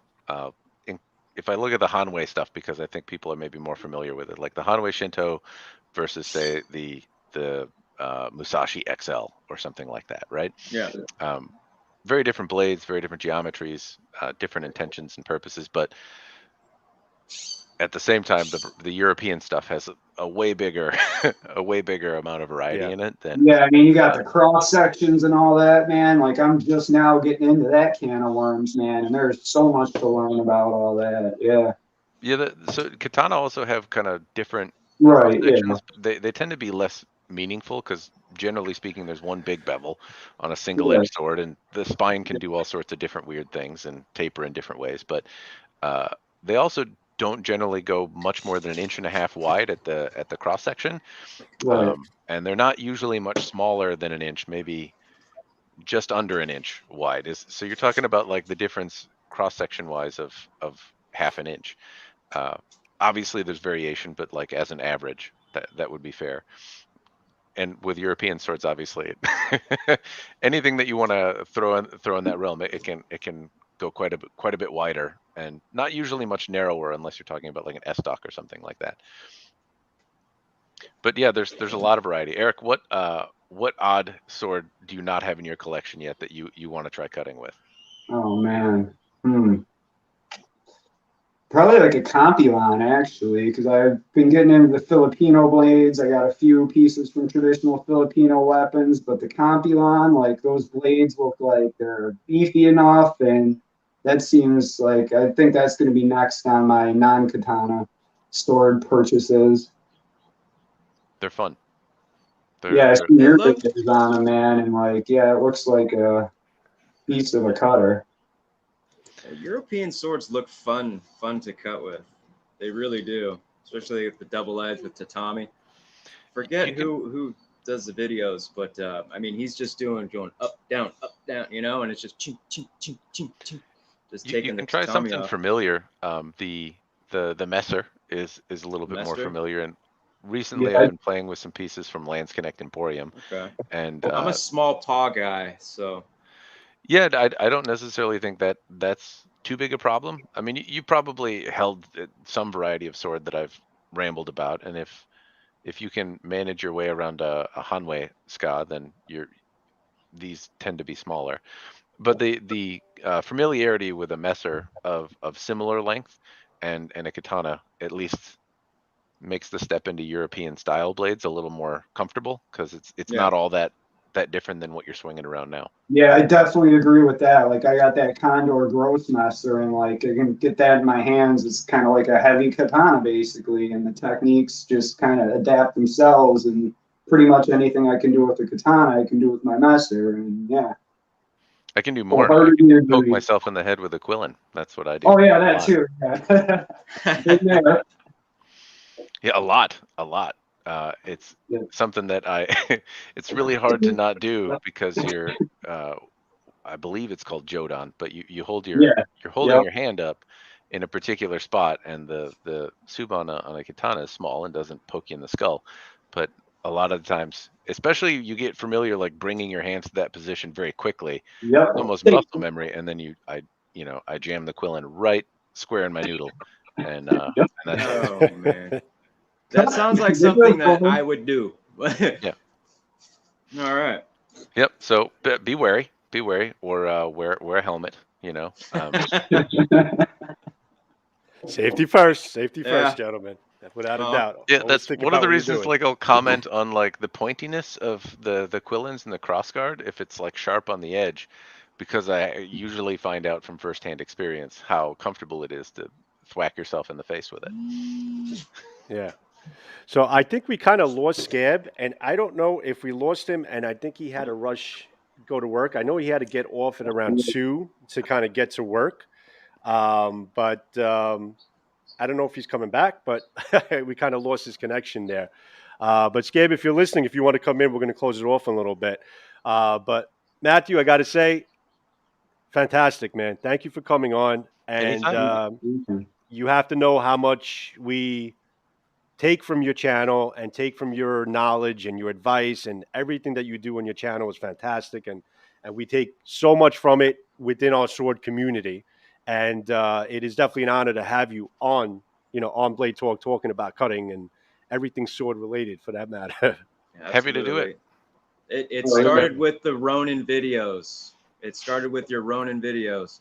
Watching those ones, those reviews, that got me going like, okay, I want to start going in the backyard and cutting shit. Yeah, you're definitely a huge influence on me too. And helped with countless purchase decisions. I'm humbled. Thank you. I'm glad that was the mission, is to at least throw something out there so people could spend their money wisely, and hopefully you've done that. Yeah. Well, it's to the point now where my wife goes, "Are you watching Matthew Jensen again?" Yeah. Yes, I am. Yes, I am.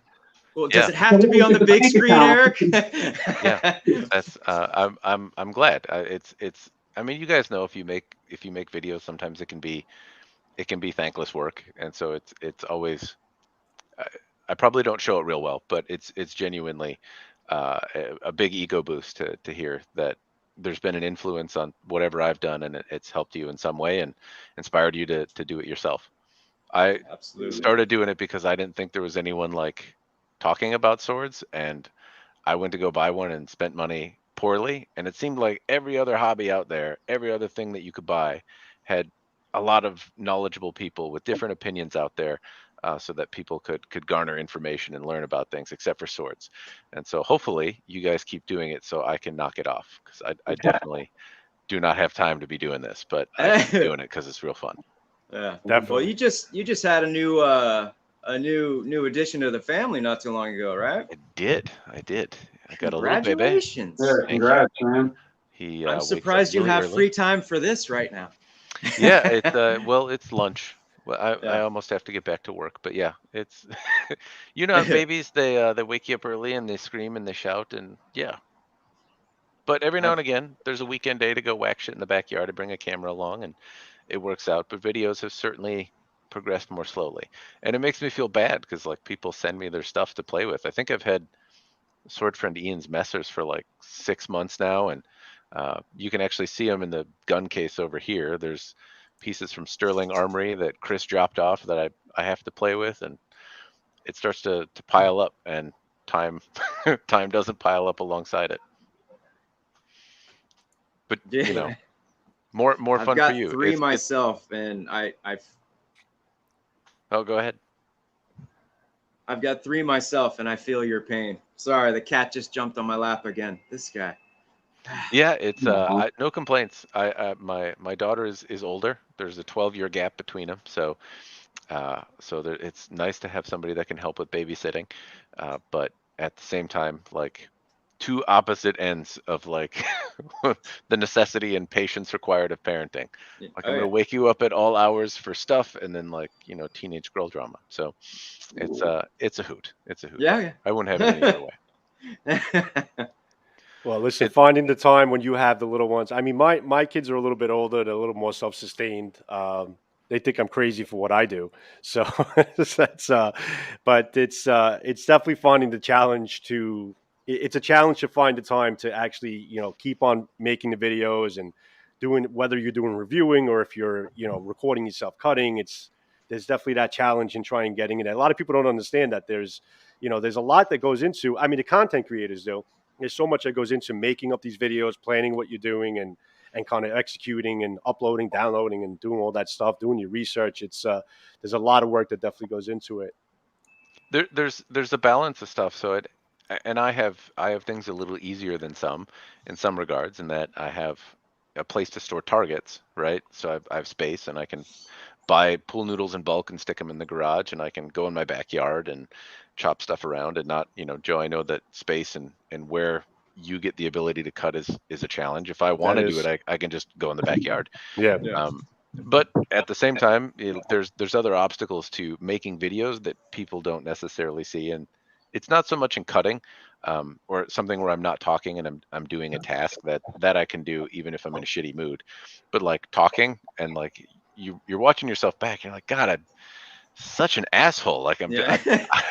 like Is that not a only do I have booger to in look my at my nose? yeah. That. Well, there's it's not fun like watching your own asshole face like talk back to you is not something that it gets easier, but it's never something that's exactly enjoyable. Right. But like when you're like I'm in a crappy mood and then like you put yourself back in a crappy mood editing the video of you being in a crappy and I'm like you have to scrap the whole thing and start over again. It's not otherwise you put the stuff out there where you're like, "Hey, this is supposed to be fun." And so you got to be in the right mood to do it too. I can't make videos if I'm in a shit mood. And depending on how early I wake up and how many times I've been pooped on, whether metaphorically or literally, uh, it it Yeah. it determines if I'm able to make content or not. So Yeah. it's a balance. Yeah. A lot of key things come into making the videos that all have to be aligned and come together to actually make it Yeah, happen. which is Totally funny agree. because it's like amateur, right? Like I mean, like it's just I'm just a dude in my backyard with a camera, but like all of those little nuanced things tend to make a difference anyway. So it's funny like the challenges that you run into even with amateur video. Oh yeah. I find myself having to sneak. I have to sneak a lot, like run out in the backyard and do like something real quick and then come back in the house. Like, where were you, Dad? What were you doing? Oh no, nothing. Why are you bleeding? Never mind. Yeah. Oh. Yeah. yeah. Both See, the kids. I went in, I got the filming, down packed before I started. Now it's just about basically handling swords that I had to learn. But I had the shooting aspect of it. I was good with from the get go. But we're gonna probably close this off pretty soon. I know Matthew, you have to go. I I do. know we've been going on. I think it's got to be over 2 hours, this was a great show, guys. It really was, and I think we all got a lot out of it. It was great to see you guys cut. Great to see your background as far as how you got into it and why you got into it was amazing to us.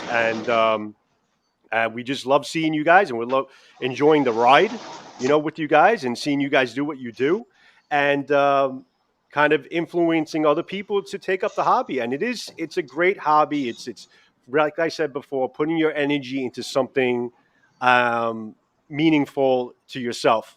It's like any hobby can do. And I'm glad you guys picked swords because we enjoy seeing what you guys do. So the quadruple is in your future, guys. That's on the table. So let's see if we can make that happen. All And maybe right. we'll when you guys both land that, or at least one of you guys land that, maybe we'll start this up, again, and revisit that. Matthew, what can I say? I mean, we could talk to you all day long. I know you got to get back to work. I I do, which appreciate is easy to be distracted because I as well can talk all day long. That's definitely. Thank you for being here, buddy. I really appreciate it. And to everyone in our chat room who's still here, I appreciate you guys being here. I'm sorry I couldn't address all your comments. It's with these lives, with a lot of people in the room, you get engrossed in these conversations, and it's hard to kind of go back and forth and everything. But I see all your comments, and I appreciate everything and all your compliments and everything to the guys and sticking with us. And it was a great, great show. I thank you guys for being here. Matthew, Eric Hussein, Eric 117. You guys did great. It was a fantastic show. I really enjoyed it. Thanks for having me, man. yeah. Yeah. Thanks for having me, Thank you. Joe. Matt, All right. thanks for coming on, man. You made my day today, brother. Yeah, You made my thank day. I will go and look up your videos and comment on them. And I think it's going to be kind of funny for me to say, don't forget to like and subscribe to you, I guess. don't No, Hey, but listen, thanks, man. I really you have appreciate to it. put it out there and ask. I found that, listen, if you just put it out there and say like and subscribe, it'll work. You just got to put yourself out there and just let it fly, with these videos. Hopefully, I'll be as big as you one day, man. Hopefully, one of these well, days. I hope you grow bigger. I think asking to be the same channel size as me is setting your dreams rather small, but you will It just takes time. I've been doing this since like 20, I don't know, 14 was like the first video, and it's kind of a slow crawl up, but if you stick with it, then being my size much quicker than I have gotten here is well within reason. Thank you, Right on, Matthew. I man. appreciate it. Thanks for the Thank you. words of confidence. Thanks for all the info.